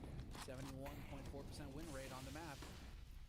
So, you know, they didn't play it much towards the end of the year, and maybe Astralis were thinking this is how we change it up, but clearly, you know, Vitality's still comfortable on the map. He's snuck in. I'm not even sure they're checking for this. They didn't hear him running, I think, because there was so much else going on. Device might be in a little bit of trouble, and he's going to get found, but Dupree still has a chance to play his hand here, and he'll at least take down Apex. He knows there's a MAC-10 out there somewhere, but a lot of trouble this time now for Vitality. They're in such a weird position. They almost just have to go straight for the B bomb site, and they will at least take down Sip. Timing, yeah, I mean, you've got no other choice here. Misuda and Shoxy are just going to have to play this together. Nice Ichi on Misuda. Shox, though, going to get the punish. Takes down Glaive, and now it's a 2-on-2 retake scenario. No kit picked up, but Magisk, if he gets these kills, plenty of time. 3 kills for Magisk. And, well, that's interesting. I mean, it's happening so quick, Anders. But coming into this, you're wondering, all right, we saw Astralis play against EG already this tournament. They played very aggressively. Device spent most of his time, you know, it was his birthday every day. You know, he's just eating cake and having a good time, pushed up mid all round long. So I just thought perhaps that's because they're playing against EG. They're not going to respect EG as much as they're going to respect Vitality. Apex's face says it all. Apex's face says it all. Like, oh no, they are playing that aggressive against us. They are going to push mid, push Fountain, Device, Dupree working together as the duo. This is what I was wondering if Astralis were going to pull. Were they going to be this aggressive, or was it just because they were up against EG and EG are not Vitality? It certainly worked that time. We'll find out if they keep doing it, if Vitality just adjust. I mean, again, I expect it's going to be harder and harder to do every single round because eventually they're going to be more passive. Now, Indeed. I do wonder about Glaive. I mean, throwing that grenade, fine, but he threw the grenade and just jumped straight in, and that was a 2-on-3. I would have loved for him to stay back and trust it in. He may be forcing it. I mean, he's still sitting at the bottom of the scoreboard. Even Magisk is in double digits now with 11. Because that's the kind of thing that can easily lose you a 2-on-3, right? Suddenly it's a 2-on-2, and you just need one mistake. Well, now we're back to Device's second favorite spot on the map, outside of Long, posted up, waiting. And, well, if you peek into this, it's going to be a sad time. Apex barely survives with 8 health. That's unbelievable. Shoxy's going to back him up as well. Magus is taking down Misuda, though, in mid. But the pressure is on now. Device, he's got to get these kills. He's going to get one of the friendly flashbang right in his face. Somehow it actually still worked, because I think the enemy player out there, Shox, was also flashed. He's got the bomb. Oh, this is all over the place. Shox, if the bomb is dropped out, that's a huge issue now. And Simon and RPK, how did they get in here? They have to take the site, then run out long and pick up the bomb and then get back to it? Sounds really unlikely. It's all-out chaos. That was a really weird battle out there. The fact that Device went in to try and hunt down Apex, even that is obviously dangerous. That's a nice headshot. Maybe it's not done yet. 22 seconds. I mean, he's in a great position here, Glaive, to try and do something, but he's checking it. Another headshot to come through. Oh, no! Bomb tapped once, and he's tempting him. He wants Sip to try and come for him. 10 seconds on the clock. He's just spraying through. Sip is right there, and he fakes it another time. Saiwu in a 1 versus 3, and he brings them all down. Quad kill at the end, and Vitality get to 13. That should never happen. You know what's worse than a Zipnix? A Zywix. Unreal. Dude, Eve knew it. This is how you survive the Zipnix clutch, is you just put the beast in front of him like that. That is such a big clutch to win. Astralis are going to be kicking themselves. Their setup worked perfectly. The support was there to shut Vitality out. It's just once again, when Vitality need it most, it's like Excalibur showing up through the fog of war to save the day or something. Zaiwu shows up and gets an insane clutch to put them back into a half. Because they should, by all rights, lose that round. But that's the star potential. It's why Simple and Zaiwu are up there in the top 2. Their ability to just do it all and come up with insane clutch rounds to save their teams. It's what sets them apart. And worse still, to add to the miseries, the fact that Astralis don't have money to buy in this upcoming round. So not only... Disaster. Yeah, losing, I mean, that 3 versus 1... At that point already, you're not feeling great, but if at least you could buy into the following round and just try to bring it right back, say, okay, fine, you got that 1 round, but we're back in charge. That's looking unlikely. All right, very clean from Shox. Stepping in to wreck Device. You may be getting your wish, Anders. You know, 13-8 right now. Economy broken for Astralis. Everything looking good for Vitality. I mean, it's looking likely that we're going to get an Inferno out of this mix. That's what we all want at this point in time. Even if you picked Astralis, you should want this. I want to see the nade battle in Banana and how these two teams adapt. That is going to be a wild ride. But here we have it. All right, Apex takes down Zipnix, and now it's 14-8. All right, let's see. Let's not get ahead of ourselves. This is still Astralis. It's still Astralis versus Vitality. Even Astralis being down 6 rounds, it's still them. We're not going to do this. We're not going to put ourselves in the same position as we did on Dust 2, where Vitality were in the lead, and then Astralis proceeded to grind every round back in the half. So, you know what, Anders?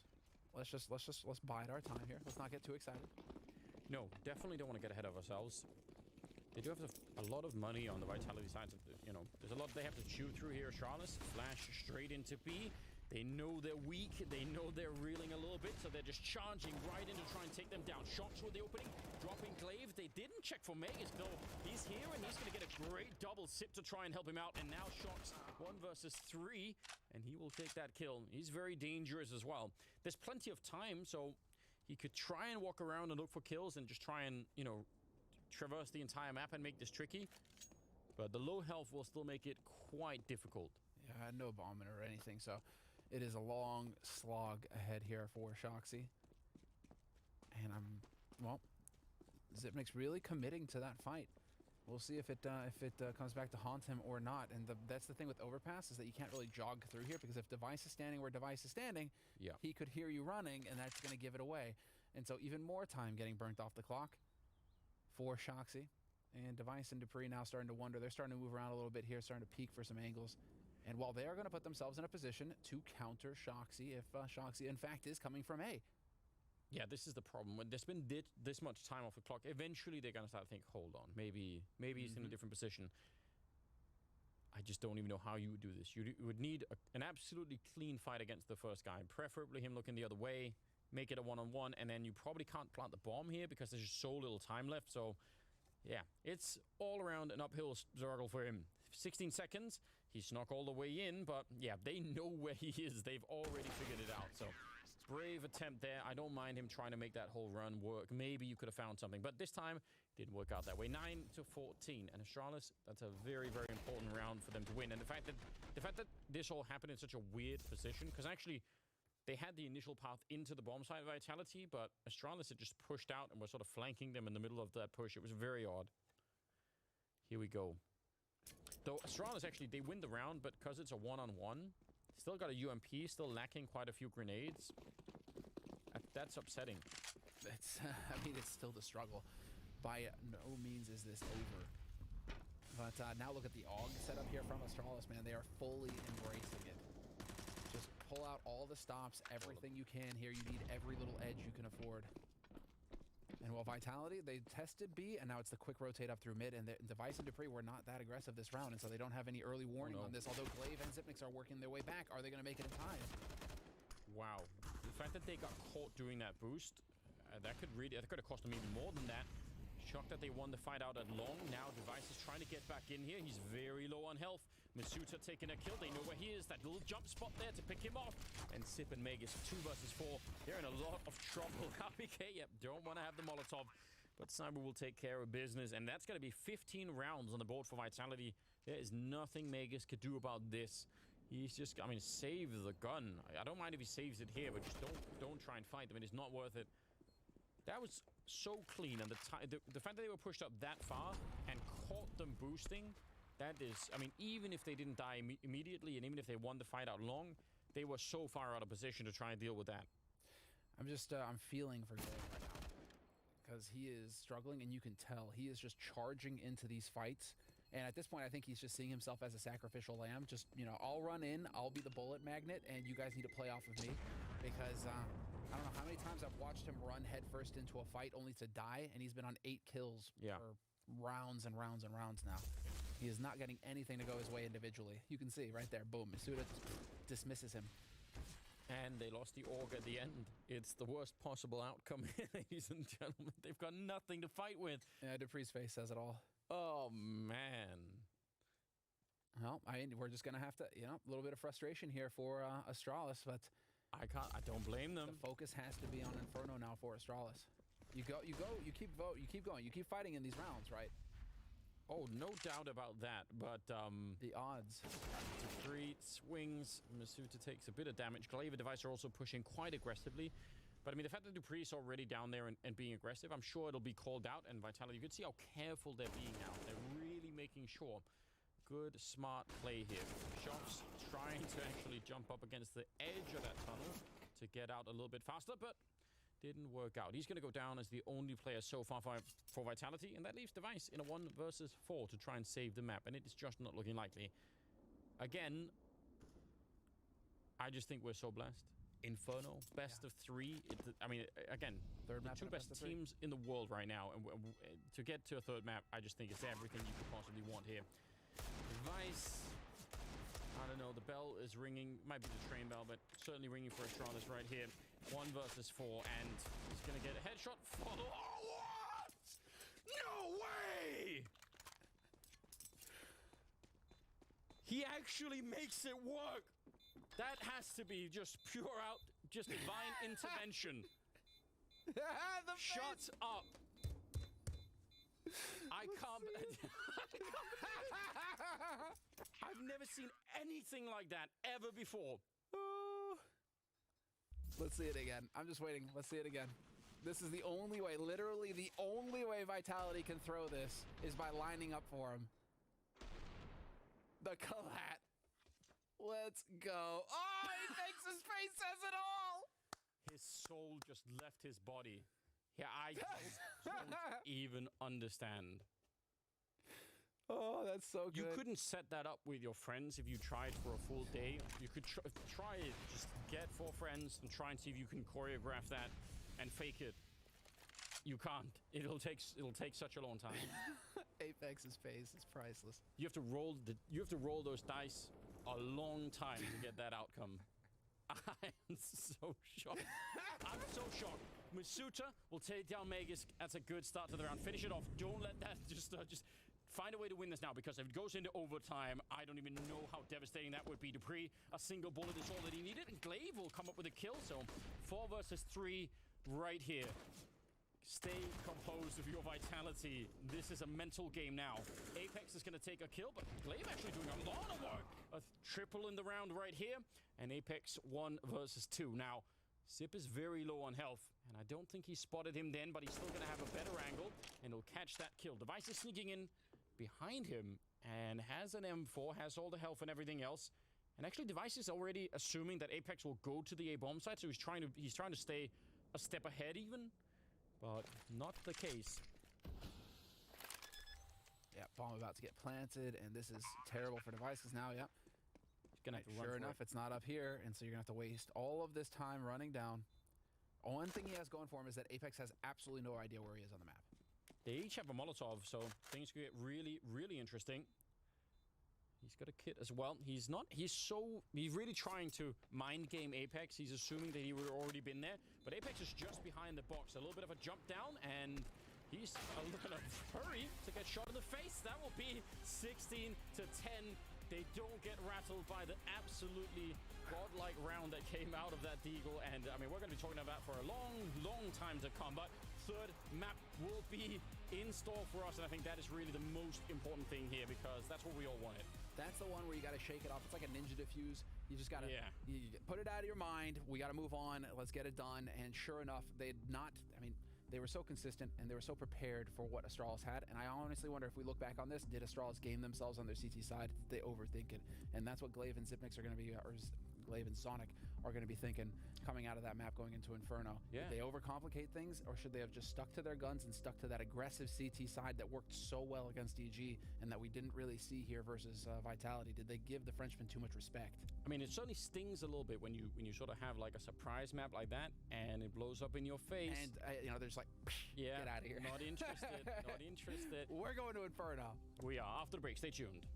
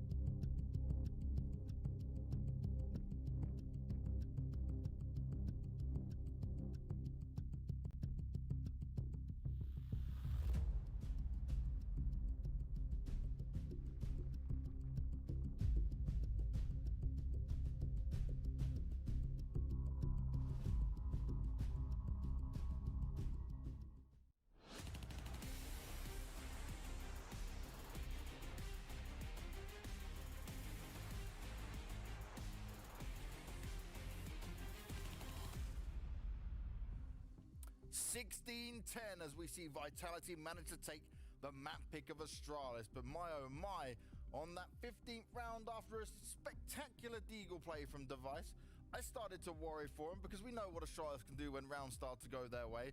But Vitality held on. They held on strong enough to take us to a third and final map. One we wanted in a series like this and one we certainly deserve this year. You can probably hear it in my voice, James. It's been an eventful end of second map. I'm not gonna lie to you. Once Device hits that absolutely marvelous 1v4, like 1 in a million action, I thought that could be the end of everything. It could just unravel Vitality, and I want to give them props for staying calm, because if you think about how close this series is, I mean, I don't even want a voiceover. I just want to appreciate the craziness. You could obviously argue why the hell are they picking him, but I think in their mind, it's impossible he's doing it. It's absolutely impossible. They think it's over. They're already talking about Inferno, and then that collateral at the end. Oh my god. Your chances of winning the lottery are most likely higher than ever to replicate a clutch like this. This was absolutely sensational from Device. You know, if you're Vitality, sure, I don't even want to, I don't want to blame them. I don't want to flame them for peeking in here. No. You would have done the same thing, right? It never happens. It's never happened before, I feel like. So for Device to hit this sensational, fantastic. Overall, he didn't have a great game. He's been struggling a little bit so far in this series, and that's part of the story, I would say. So for Device to maybe gain a bit of confidence there and feel that he's still got that X factor to his name is a good thing, but just watch that. The collateral at the end is like cherry on top. It's like, yes, took that one away. But also, right, when you're talking about getting some confidence back, after the first map, Shoxy wasn't really activated, but coming into this one, he just gave it his all. Yeah, he really had a lot of impact, mostly on the city side of Overpass. And I was surprised during the veto. I thought that could be a good punish. I forgot about Shox and the city side of Overpass. It's truly a map where Vitality give him a lot of freedom in where he wants to go and if he wants to be aggressive or not, if he wants to take space or not. And yes, I point him out after Dust 2, but there we need to admit that he had a very, very good game. Ends up with 28 kills, 122 ADR. That's massive. And you can see some of these clips, some of these kills. He's in the middle of everywhere. He's got space. Here's pushing from the back. Scoreline is 4-3. Sometimes he's on B. It truly is a map where his game sense can shine and he can have a lot of impact. It's the turnaround. It's the turnaround from the performance we saw at Dust 2. They played 30 rounds in Dust 2, and Shox had 1 round with a multi-kill. 1 out of 30, he was able to kill more than one Astralis player in a single round. In this game, as Matthew said, 122 ADR, went 4 for 6 in opening duels, 6 multi-kills. He was doing a fantastic job.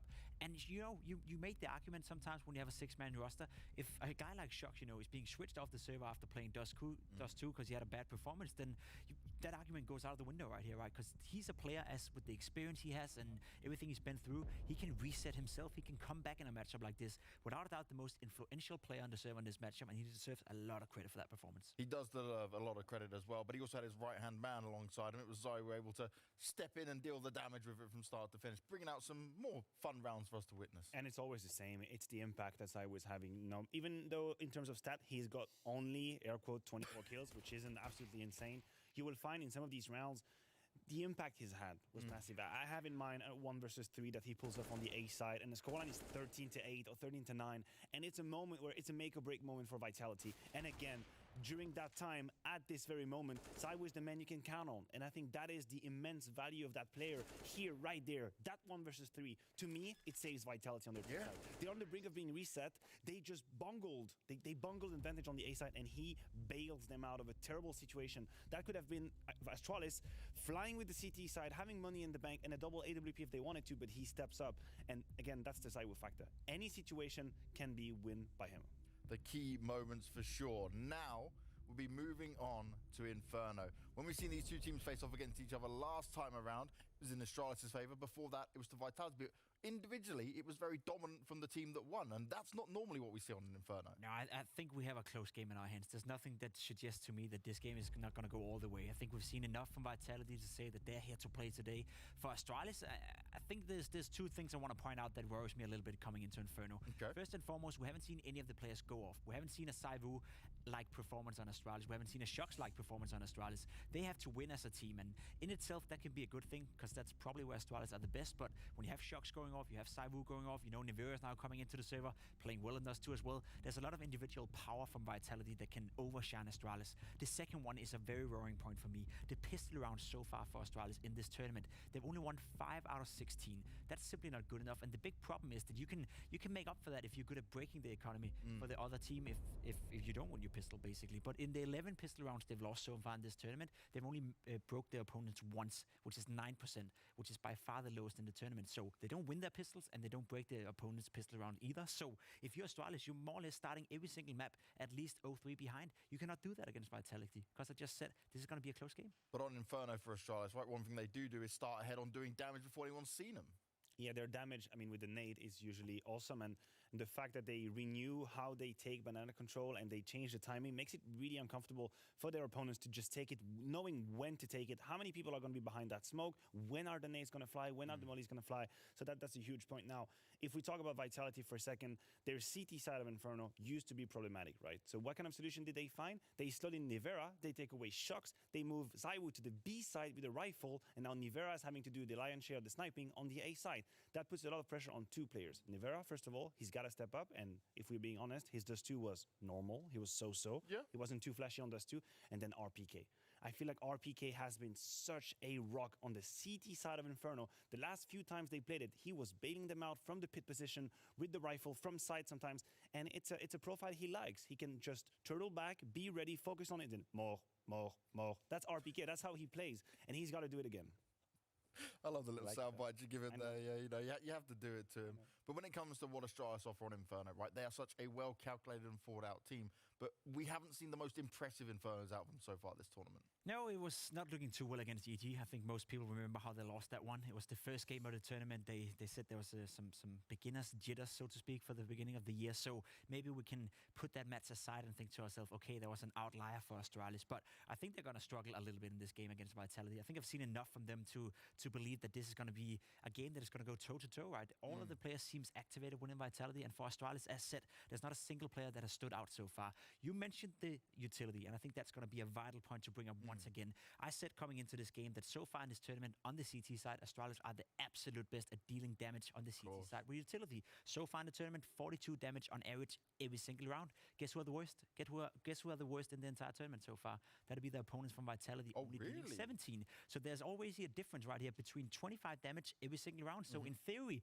it means that every single round starts with 500 HP for Astralis, but Vitality, they have to do with 475. So they're already softened up a little bit. So if that trend can continue in this game, that could make up for the pistol rounds Astralis seemingly lose all the time. That could be a huge difference maker in that. Now, we've got to mention one thing as well. It is the substitution that you already spoke about, Maniac. Shocks goes out of this one despite having a great overpass because they stick to their guns and what they do, right? They're not changing protocols here. And we get a Nivera in. But for me, now he has to really step it up a whole notch compared to what we saw on Dust 2.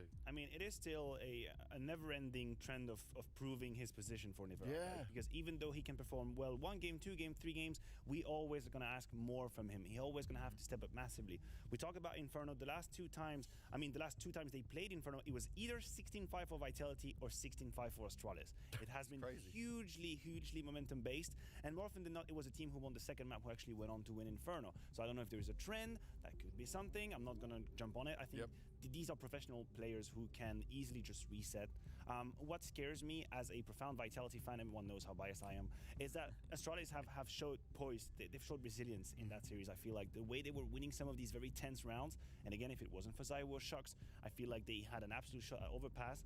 I think that can be a key element here because the pressure is going to mount up, the temperature is going to go up, but I do believe that Astralis will remain calm at every single time. And we know that's exactly what Astralis do. And we know we are in for one hell of an Inferno coming your way. It's the third and final map. It's the upper bracket final. And one team will be marching on forward to that grand final spot. Will it be Vitality or will it be Astralis? Make sure you're back here after the break to find out.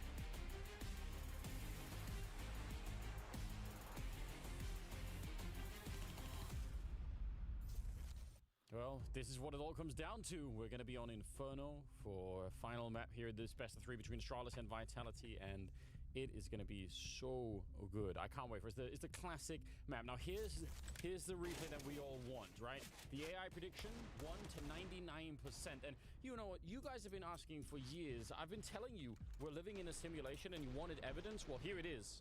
This cannot be actually the real world in which that can happen.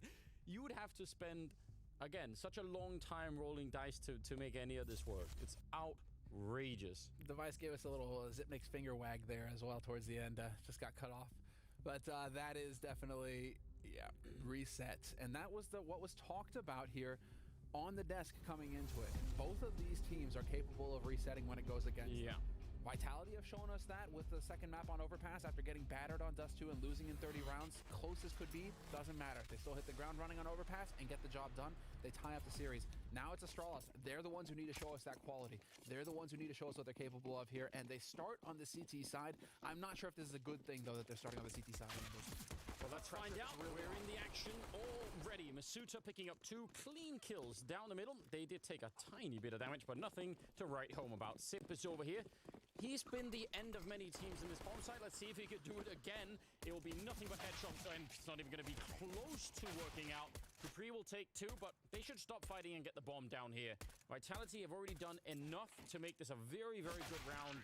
A device will fall. So, nice, clean, nothing complicated. It just works. Now, this is going to be so hard for Astralis. They've just made their lives so difficult because they want to go for that aggressive play because they know they need to get in here fighting. This is their favored side on CT side Inferno. This is the side where they would expect to catch up if they didn't start here on this side. Yes. It's going to be the one that they really need to get as many rounds as possible on, and they just got beaten up on Overpass. Glaive calls an aggressive strategy, hoping that that's going to work out, that they're going to be able to just take the fight to Vitality and establish themselves early, and it backfires immediately again. Ooh.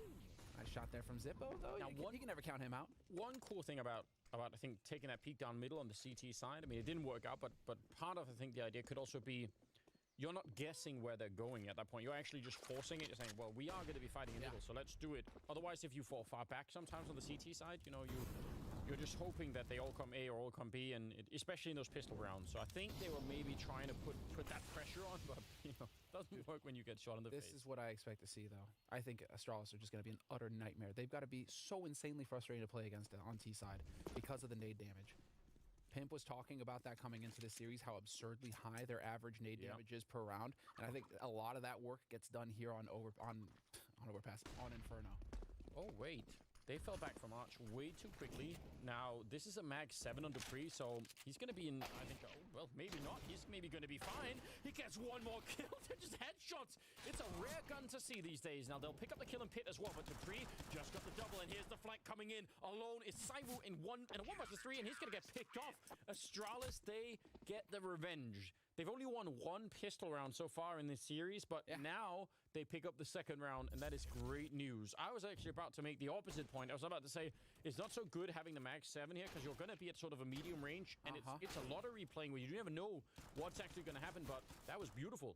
He saw Honda. You know, he watched Honda and got inspired. Yeah. It's like, if that guy can do it, so can I. Who wasn't? Who wasn't watching Honda? Yeah. Right. All right. It's true. That is a big round, though. No bomb plant. This is going to be another headshot. Zywoo with the headshot from bottom mid. Oh, and it's Glaive that gets sat down, too. Glaive had a rough one on Overpass. Not the best map for him. So we'll see if he can get his head up here going into Inferno if he can start finding his form. From memory, I mean, I haven't checked, but I remember Glaive as being a very good Inferno player, so I would expect for him to find a way to have a decent impact on this particular map. But I think everyone is going to be fine. In fact, I can't think of anyone that's not going to be interesting to look at here. What will be fun, though, is seeing whether or not Vitality can win this round, because then it swings right back in their favor. Dupree going for a fight, and that was against the AK, and it still comes out on top, so kind of good news. 3 versus 4, though.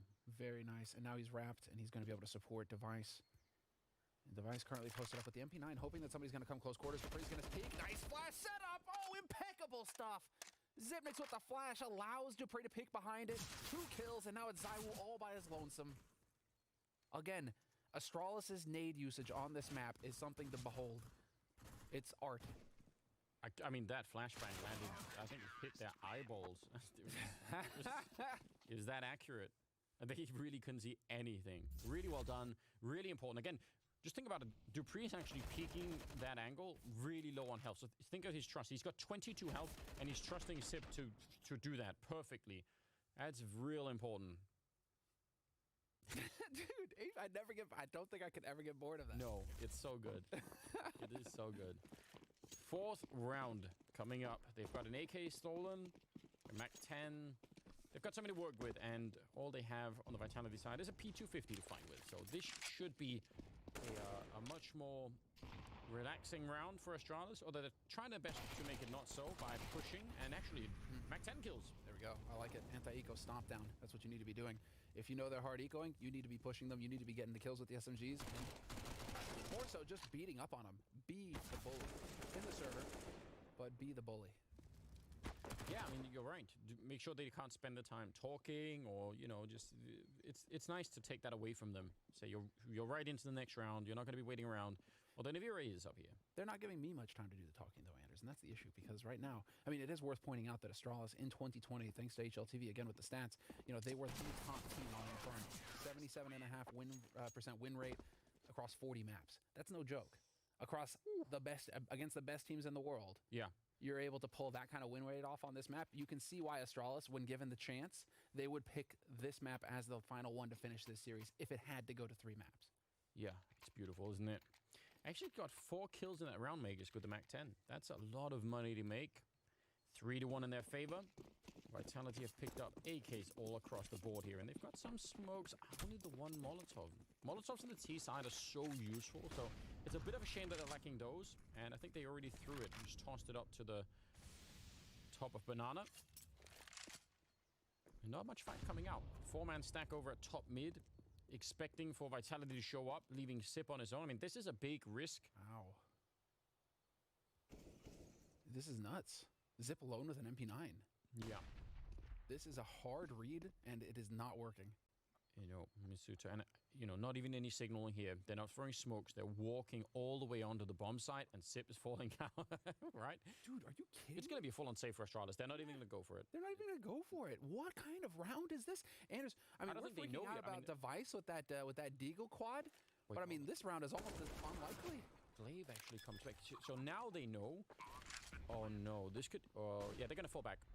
I was going to say, the fact that they got that kill, sometimes if you get an early kill like this, you actually get fooled into going for the retake when you really shouldn't, and then you just throw everything away. But that didn't happen. They're fine. They back up. They realize it's not worth it. What a weird round. I swear, this is almost as weird as Device's quad there. I mean, like, when do you see this? A stack, I mean, full stack, Zipnik's rotating out, the 5th man rotating out of the site. I mean, just all sorts of weird.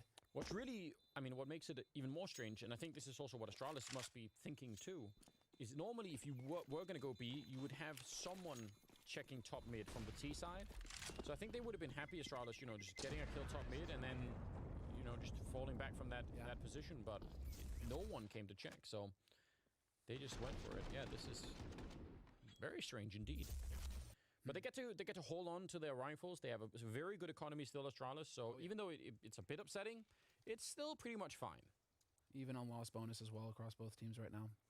So now it's all about figuring out what comes next here. And I'm very curious to see Astralis. They're not going to have 3 over towards Banana early this time around. I was curious to see what kind of nade protocol they would have set up here. And in fact, it's not going to be much of one. They're not going to give away too much here at the beginning. And the nade game, it's the game within the game here on this portion of the map. Waiting. They're a little bit delayed. They have one they can throw into the ceiling here, and it'll bounce back down. So they're waiting for that. Smoke goes up and running through just as it happens, taking down Glaive. That was really well timed. Zip trying to hold them back. He's going to flash himself in. Actually gets a kill, and if they didn't duck into that corner, he could have got the double. Now he's got backup, and there's a lot of backup out here. If he can stay alive for 5 more seconds, they're going to be here, but he's Molotov into the fight. They've got it out in the open, and he finally goes down. Device there with a refrag, though. Now it's a 3-on-3, and everyone is here from Astralis. They're in the right position. They catch Apex, and the bomb is on the ground, and this is trouble now. RPK, he's low on health. Saibu has to try and fight this one back. Vegas will get one, but they're all over him. He sprays through, and he nearly catches Device. He's up on that box, but he can't get it done. The Deagle coming out for the kill. I swear he almost shot him in the face with the smoke there. Wow, what a round. I'm just grinning. I'm just grinning through and through this. I can't. I mean, this is amazing. It's just 20 seconds of non-stop action. Once they go for Zip, it just doesn't end. They keep fighting. But it's so beautiful that Zip, the way that Zip plays that situation, the way that he gets that one kill, doesn't overstay, doesn't force it, backs off, stays alive, buys even more time, allowing for the rotation in. It's so good. It's so good. And then, of course, Zywoo is there to just make it so close. And I think, I mean, this is something you'd have to go back and look for, but I think when Zip escapes the Molotov, the reason he doesn't die immediately when he steps out from the box is because I think his teammates have thrown a flash into yellow to stop anyone from peeking him. So there are just so many details in that moment. You can't catch all of it, but I mean, the level of coordination, it's so hard to deal with. It's so sick. And Vitality, I mean, you can't even feel bad if you're Vitality, because, like, what more can you do in that situation? You're just getting sprayed through smoke, you're getting flashed in the face, you can't see anything, you're just getting whittled down. And, I mean, just think about how that round starts, right? They get the fight at top Banana, they win that immediately, and they correctly know and guess that Zip is alone in B, so they actually have the right information. There's nothing wrong with the idea that they had going into that, but... This is that brick wall, though, that Astralis are capable of putting up on the CT side, where you're just going to feel powerless. And add into that the nade damage, add into that all the pressure. Mega's getting pressure, speaking of, in front of Library. Now Glaive is going to get caught by Zywoo. Oh, catches him looking the wrong way. Big opportunity there for Glaive. Finds that shot, and he's going to be able to rotate back over here. And this is where the action's going to be. RPK and Apex, they've got the bomb right outside of B. Yeah, they wanted that to be B split, but Glaive walking in. They're inside of the smoke, and he still gets one. They must know Zip is in here. And Apex, 0 kills so far. He's going to be going down. Oh, man, or maybe the 1 kill actually now. But Nivira, 1 versus 3. He's boxed in. There's no time. This cannot be done. And not even if you're device with a Deagle in a 1 versus 4. The time is making this impossible. Dupree will take him down at the end. And Astralis will be 5-2. Really, really great beginning here. So far, in the 5 rounds they've won, there have been no bomb plants. So they're lacking a lot of funds vitality here. And, I mean, this is the best possible start that the Danes could have hoped for. Oh, absolutely. And not only that, the round that they lost out of this one, yeah, they all 5 stayed alive. So the money is just so good for Astralis. There is no pressure on these guys whatsoever, and they have fully embraced the AUG. No messing around. And, okay, once again, Bully. And this time, Nivera's going to be ready for him. Hits the headshot on Megas, putting the pressure on here. Nivera doing a great job of staying alive. This is really drawing it out, making it way more expensive than Astralis were hoping for. Zywoo nearly burning alive. There comes the flank. A lot of aggression that's being thrown their way. Did look like it was about to blow up a bit. Got a little scary there. I think that got a little bit too feisty for Astralis. That's not what they were hoping for. Yeah, definitely not. I mean, I still appreciate it. I like the idea of it, but if you throw something away now, I mean, don't whatever you do, don't give vitality away to get back into this game for free. That is not a good idea. So just Zywoo left. So I mean, at this point, it feels like vitality, they're getting something that many teams on the T side of Inferno would love to have, which is banana control. Sure. The setup from there, I mean, there's so much that you... Wait, what? Dude, Zywoo, it's so broken. Devices, it looked like he was caught sleeping.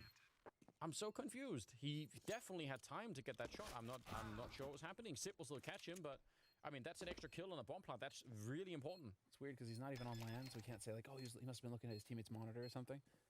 No, that's right. Maybe it was like dog or a cat or something. Who knows? It's Ace. Yeah, it's his dog. There we go. Snipping at him. He named his dog Ace. Yeah, he did. Well. What's the matter with that, Anders? Nothing, I'm just saying. Is that shocking? No, not really. Not really. Biting his own fingers. All right. It is like a meme off between Dupree and Apex at this point in time. Like, I love it. More of that. But now we're going to get the 3 over towards Banana, and now I expect to see a bit more nade action. Zipnik's with that smoke down bottom, and now we're starting to come back into the wheelhouse, and Masuda's life is going to get very feisty here. Very difficult. He should be taking a lot of damage, and yep, sure enough, this is all over the place. The all-out battle in Banana, trading 1 for 1. No one could see anything in that fight. Yep. So I guess it's only fair that it ends up 1 for 1 trade. The device will also get dropped quite low, but he has the AWP, and he's going to go back and play a position you can actually very easily grenade, but I guess he's just banking on the fact that they maybe won't. Dupree trying to line up. He's going to get the 1 kill. Swings even further and almost catches RPK with a grenade. And finally, they put an end to him. So 3 on 3. And Magisk down in the pit and actually missing the spray. But Magisk is one of the best players in the world at playing this one. Double A! He takes them down. Not exactly what I had in mind when I was saying that, but I guess it works. Cyber comes in. He just runs into the fight. Not even afraid. It drops Sip, and now he's got the health and the bomb as well. He's got every advantage right here. Only thing he doesn't know is exactly where Device is, but he's figuring that out one step at a time. Oh, man. Let's see. Can't walk too far away from the bomb, even if Device doesn't have a kit. There's no way for Cyber to know that. He's hiding inside of the smoke. He's hoping that he comes that way. Device, I don't know. Time is running out. Smoke is going to be fading. Device is right there, and Cyber is playing this so perfectly. There's nothing he could do to win this one. What a beautiful round. 3 kills, and once again, it's Cyber trying to save Vitality. He's actually top fragging in the server. No, it's 12 and 6. It's another triple for Zywoo. Runner up on his team, Nivera has 4 kills. Zywoo has 12 kills and an assist. But on the other side of things, Dupree 11. So I mean, that's the difference here is that Astralis, if they've got Dupree, if they've got Magisk, if they've got these guys who are actually fragging, unlike on Overpass where they just vanished, we didn't see anybody really stepping up and performing on an individual level for Astralis on that map. Here, we've got Dupree who's up there just getting those kills. Magisk and Glaive as well. Glaive actually awake this time. So Astralis shouldn't be getting too frustrating. They just have to find a way to deal with the raid boss and you know, collect the loot. Because Zywoo right now, you know, he's got his minions around him and he is just flailing around him with a gigantic, you know, hammer. It's so outrageous, and I like that you say they just have to find a way to deal with Zywoo. Like that was. Yeah. It's like a mythic boss right now. You know, they just got to wipe and wipe and wipe and keep wiping until eventually, you know, they figure it out. Well, eventually they're going to run out of rounds to play with. Let's see. 6-3 right here.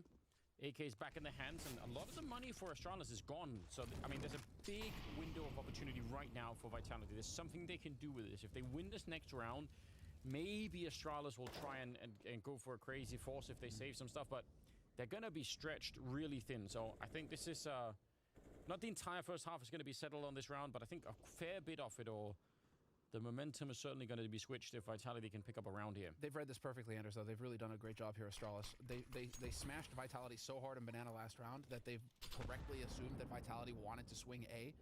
And so you have the 3 set up. Dupree and Magisk, you know, focused on Palace. They totally had this. But now Vitality are getting cold feet. Again, Misuda just taking damage. No matter where this guy goes on the map, he's eating HEs.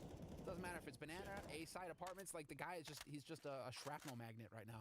I mean, I think what they wanted to do here was clear out Banana, then go for the 3-man push out of apps with flashes and grenades from middle. And it seems like they're actually holding on to that in spite of everything. So let's just see. Magisk got a double nade last time. He still has a nade down there in pit. I don't know if he's going to throw it up into the apps, but if he does at the right time, it could be beautiful.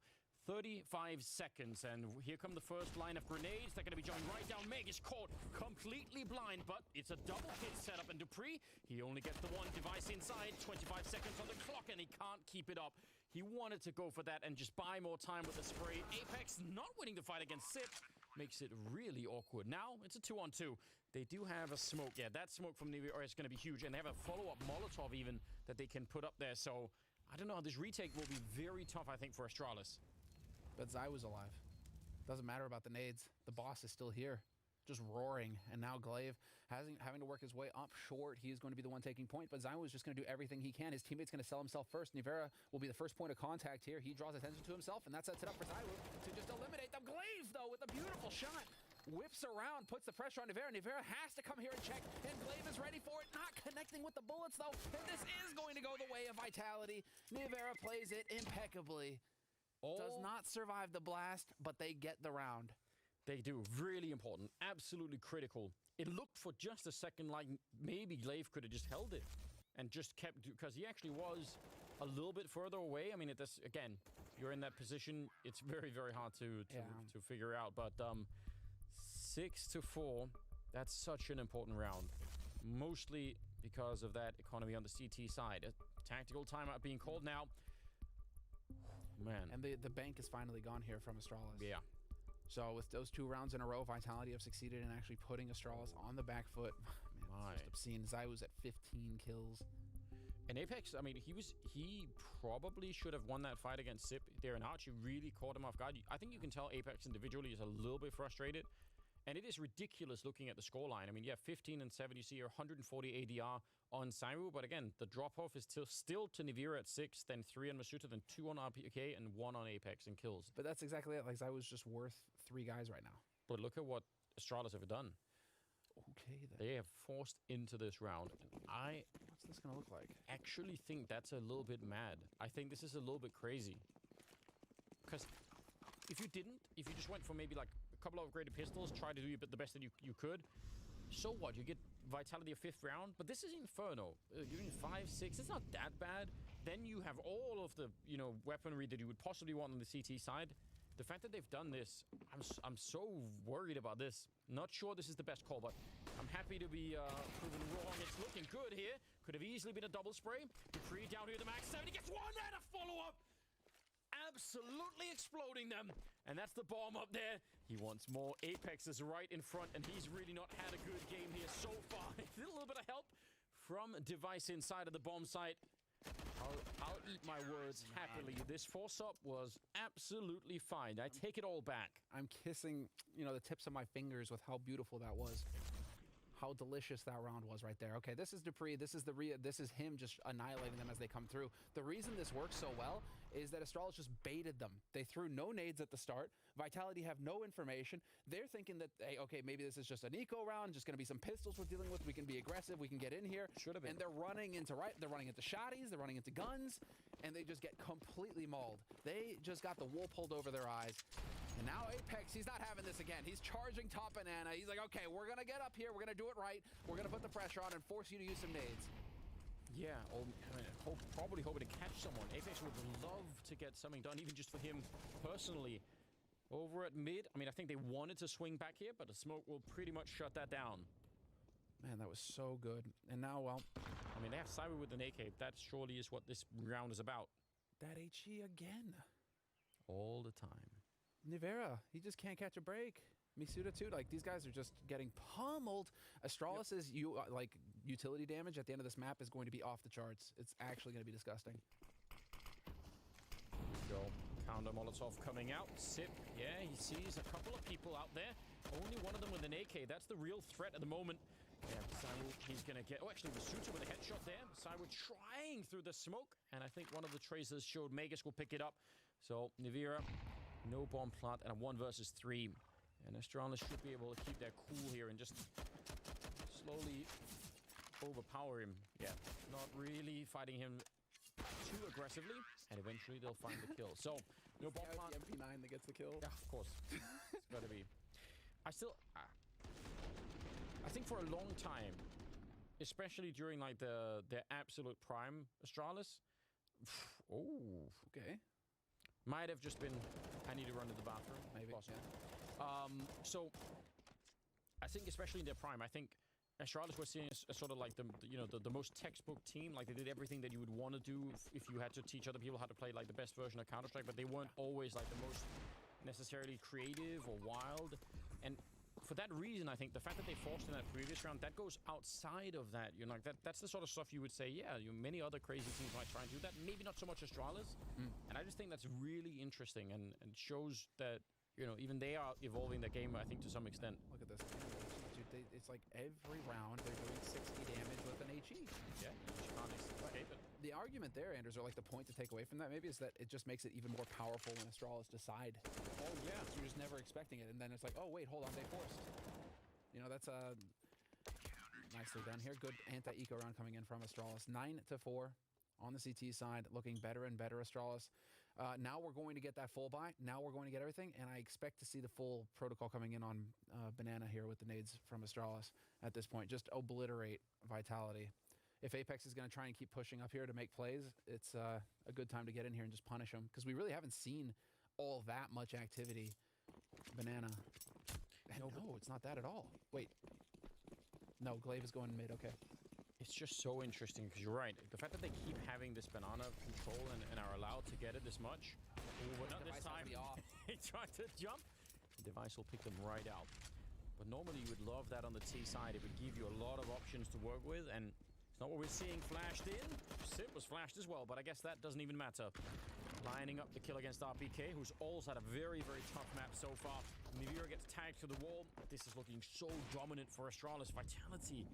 Imagine the mental reset that is going to be required for them to get back into the second half. Because by all rights, they should have at the very least had 5, maybe 6 rounds because of you know, that force-up situation. Oh man, it's so interesting. Yes. I'm giggling because I'm looking at the utility damage. 200 for Glaive, 158 for Zipnix, 196 for Device, 100. The only guy who's slacking is Magisk, 82. Come on, dude, pick up the pace a little bit. Listen, Except the top guy on Vitality has got 64. Misuda's got 3. He got the double nade. They've all got nothing on... There's no nade damage coming in from Vitality. Astralis don't even need to shoot you anymore. They can just blow you up with grenades. It's very effective. Device covering the corner here. They have some smokes. I mean, they could try and block him out, but that'll also signal that they're coming. So it's there's no perfect way to do it at this point in time. You don't have the time for it. You certainly don't have the manpower. And there's another grenade. Simona 1 versus 5, and he's going to go down 10-4 in favor of Astralis. What a painful... I mean, again, the fact that Vitality just absolutely beat them up on Overpass was so cool and so impressive. But Astralis just look completely unfazed. They don't care. They're back, ready to fight, ready to win and get that spot in the grand final. Yes, that's so worth mentioning, Anders. 600 grand for first place in this tournament, and you're 1 match away now. You're 1 half away, pretty much, Astralis from securing at least a chance at that in the grand finals. And those will be coming up tomorrow night. I mean, if you are tuning in, either of these teams, right, would be considered a favorite going into the grand final. However, you know, so whoever gets there, it's going to be real interesting. Ooh, Dupree trying to spray through, and Device. He was in middle, so everyone was focused on that balcony. As soon as that gunfight breaks out, it's unbelievable what's happening here. They are just picking them apart down the middle again. Reloading will finally get Dupree killed, but at this point, does it even really matter? 2 versus 4, Misutra and RPK. This has been just a world-class CT side out of Astralis. I'm very, very impressed. I mean, it may be a bit early here, but, you know, Astralis just establishing themselves as a top team on Inferno in 2021 as well already. They're making a very good case for it. Just cut to the chase. Inferno is our map. And right now, I mean, they are just looking absolutely fantastic. Device, once again, holding arch side, got that lock. RPK can get in here. There's no flashes, though, to help, so they have to do it dry. Device lining them up. Not quite a 2-for-1, but Masuta, he's forced into Magisk, and that will be 11-4 in the first half in favor of Astralis, who are now just 5 rounds away from taking this incredible series. We're going to have to see a hard mental reset for Vitality. They need to get back in here and fight in the second half. It's coming up after the break.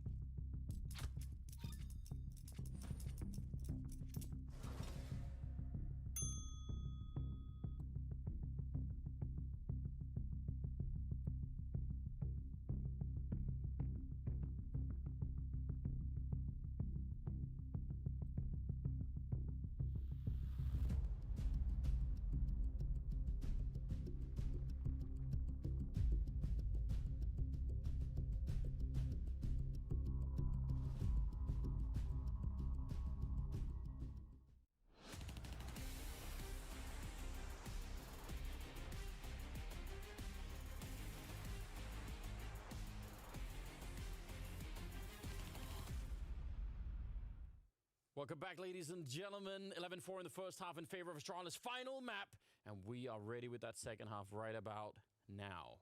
And, you know, here it is, replay of Shoxy just trying to get in, giving a bit of support from the back line right now. And, you know, the one thing that is crossing my mind is why is Shoxy sitting on the bench after the performance he's given us on the first two maps of this series, 28 frags on Overpass, and then you bench him in favor of Nivera, in favor of Masuda, the young guns.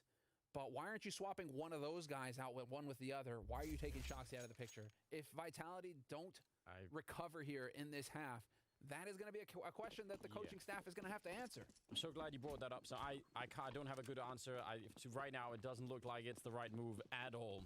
Let's see what they could do right now. Saiwu has more kills than his entire team combined. Like the other four of them, he's outdoing all four of them at the moment. And that can't keep happening. They have to step up right now, or it's going to be Astralis straight into the grand finals here. They're 5 rounds away.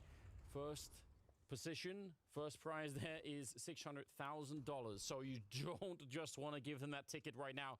You've got to fight for Inferno. We know they can. We know they're going to be a good team on this map, but they need to step it up right here. And it looks like Astralis have cleared up Banana. Now they're back towards the middle. And Vitality have 3 men here, but if they lose one of these fights, this bomb site's going to get overwhelmed. They have to win the first battle, or I don't think there's going to be a chance of stopping all of the Glocks. So let's just see. Oh, there's Nivera with 1. He's going to get overwhelmed. And the spin. Dupree turning around. Double Glock kill. And that's the A bomb site completely gone. And there's your answer to Saiwu from Astralis is Dupree with 22 frags, 5 assists.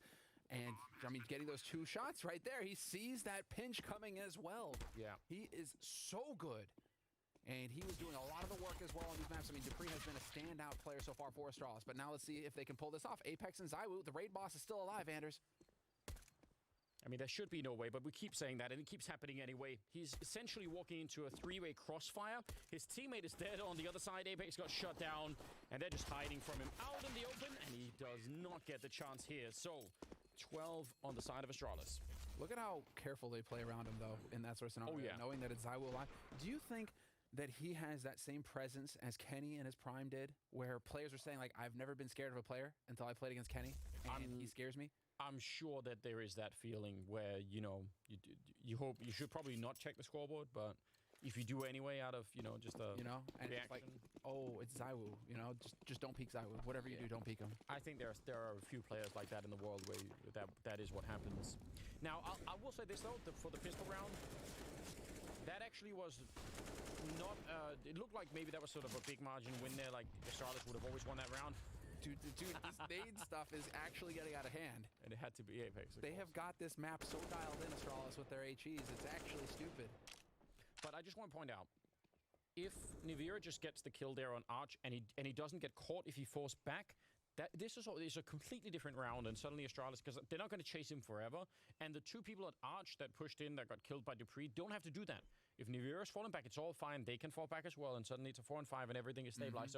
I think it's much closer than maybe that looked like. It was just, again, the trouble is they're so close when it breaks out that you just have to win so many fights. They're going to find an empty bomb site, which is fine. Yep.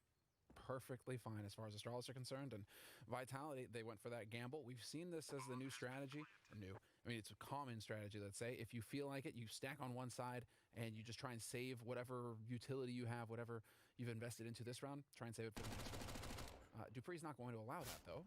He is going to find Masuda in the open and take him down long range with that MAC-10. Just keep being really annoying. And, I mean, you know, if you're Astralis, it's really not worth risking too much here to take these guns off of them. Yeah, I kind of agree. Don't lose the AK.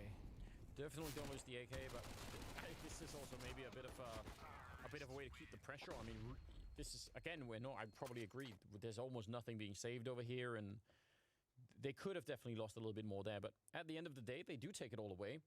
Is that just bullying? You know, is that just actually just could be? You know, it's the anti-eco bully. That could very well be. You were gonna save? You thought we're gonna let you get away with that? Well, dude? Not Astralis are fixing to have. Oh, okay. Well, let's not get ahead of ourselves. Anything is possible, but they are setting themselves up to have a 10-round lead. Listen, after that Deagle madness on Overpass, I'm not getting ahead of myself on anything. Exactly. No more. Double nade top mid in case there was going to be a crazy rush. We have some Deagles in play and a tower of them over here. They're going to get immediately pushed back. And yeah, Glaive not wanting to hang around, but realistically, barring anything mad, this should be 14-4, and then Vitality will have to go on something that feels like a 12-round in a row comeback, just not dropping anything, just completely clean. There's absolutely no evidence or nothing to suggest that that's going to be happening. You just don't see it in their play right now. So if it does happen, it'll be all the more surprising. We'll be excited to see it. Masuta getting a headshot there on Dupree. It's a pretty decent start, but he does end up alone as his teammates run down middle to get caught. The bomb is far away for no apparent reason. How do you think Shoxy feels right now? Is it like validation? You know, this is what you get for benching me? I actually think, Because I mean, obviously he wants his team to succeed, but at the same time, you got your quota of kills, Sharks, you're out. Right? Yeah, that's it. You bet your quota. Now it's time to. It's in his contract. Everybody gets a trophy. Everybody needs to get their kills. Shoxy, that's enough for you. I actually think this is the closest thing you could do to sort of put Shox in a living hell. Because he's already a player. I know this from talking to him many years ago, that already, you know, whenever he's dead in a round, we'll look at his teammates and think, man, if only I could have played that scenario, you know, I could. Now that's what it's like for him all the time on this map. I can't even imagine. I mean, I wouldn't rule it out that Shox eventually is going to just, you know, push one of these guys out of their chair and just, you know, say, you know what? Forget what we've planned. Daddy's back. Yeah, so they're going to have. I mean. Yeah, look at the utility damage here. 285 from Device. I was wondering if somebody was going to crack 300. Like, that is so stupid. Yeah. I don't even mind the Masutra and Nivira. You know, sort of the swap pairing between those two, I think is fine. I have no objection to it at all. But there's no doubt that it looks a little bit strange with Shox out of the mix. Nivira, that's a nice boost, a nice flick, taking down Device, and this is absolutely the last chance for Vitality to do anything in this series. We are going to have to see something great out of them. Masuta, the spray, it does not quite connect. Glaive stays alive for a second longer. Apex getting the roll in there. And RPK actually through the side of the building to take down Dupree. Now it's Magus and Sip left. 2 versus 4. And they can just relax here. Vitality, this is where you want to fall back to the fundamental stuff. Never give them a chance, especially with Sip alive. Just don't do it. Well, there's a focus on the Shoxy discussion, obviously, but you know, Apex that's his 3rd kill, and that's RPK's 4th kill so far this map. They've really been completely absent. Yeah, it can't just be ZywOo, the driving engine, you know, making everything happen here for the team. ZywOo is ZywOo, but we need the rest of this team to wake up here on Vitality's side. Magus is fighting out towards Banana. Apex. He's got the right idea, does crouch right under, but it's still fine. It's still just some good info. Magus gets the bomb, and he's making his way out there. So they're really far apart. It's going to be, you know, both the members of Vitality doing a lot here.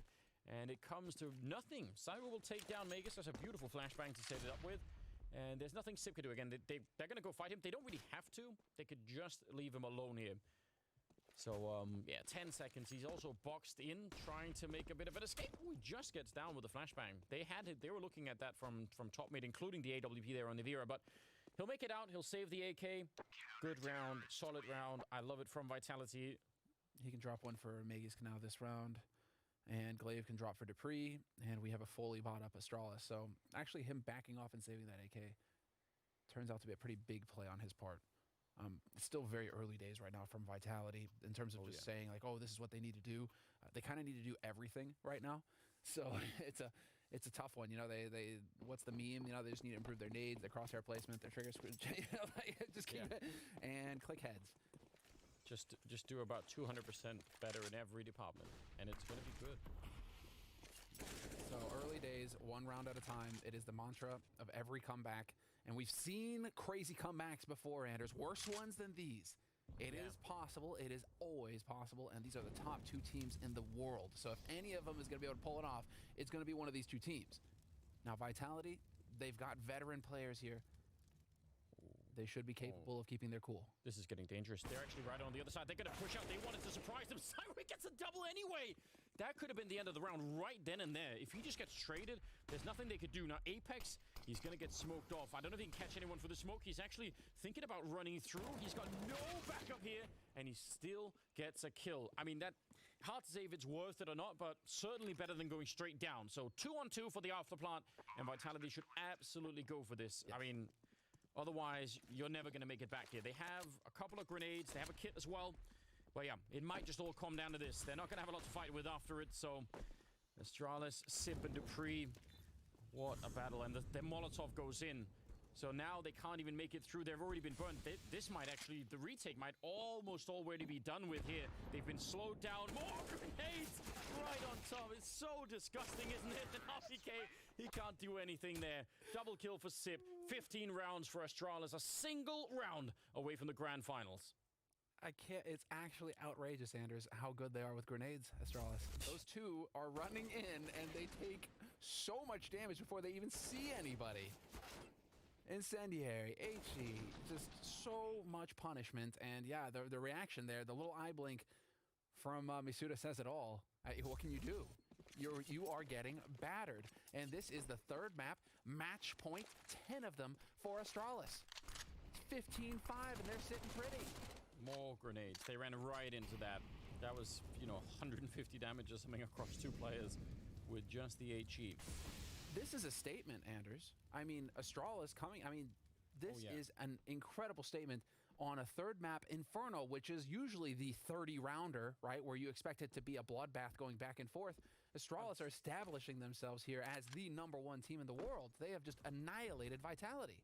They have, but I would say if you replayed this particular, if you just replayed Inferno in 5 days, I would not rule it out that Vitality would, flip the sides and just shut them down. I just really think the rivalry between these two teams is one of the best we have in Global Offensive, and have, I think, almost ever had. I think there's such a high level team. Like, both of them are just such a high level. I really enjoy this, but Vitality definitely shocked to find exactly how good Astralis are on this map. Device with a nice clean flick to take down Apex. The only thing is the bomb is in second mid, so theoretically they could get caught and run out of time. It's not looking likely. They're all rotating through CT spawn. Forget the theory. 30 seconds on the clock, and just go A. Yeah, but Sip is even. I think he heard them. He heard them run out. So yeah, they might. You got 20 seconds, boys. Magisk is still sitting in B, but now they've actually made themselves this very difficult for them. Look at this. Device is going to get caught. RPK and Misuda are here. 15 seconds on the clock for Astralis. Magisk is really deep in. They don't know that he's up this close. 9 seconds left, and there's no one to stop the bomb from going down. So, yeah, that looked really odd, but maybe it won't even matter at the end. They were so confident. They were just like, we got this. It's fine. Well, confidence. I mean, why would they not be? They've done everything right on this map. This has been such a power performance out of the Danish side. Misuta goes down. Nivira, the last one, and Astralis. They're going to be the first team in the grand final. Nivira going to be found 16-5. It took all 3 maps, but we have found our first finalist right here, and they definitely deserve it. Absolutely power performance coming out from them. Apex showing it all there.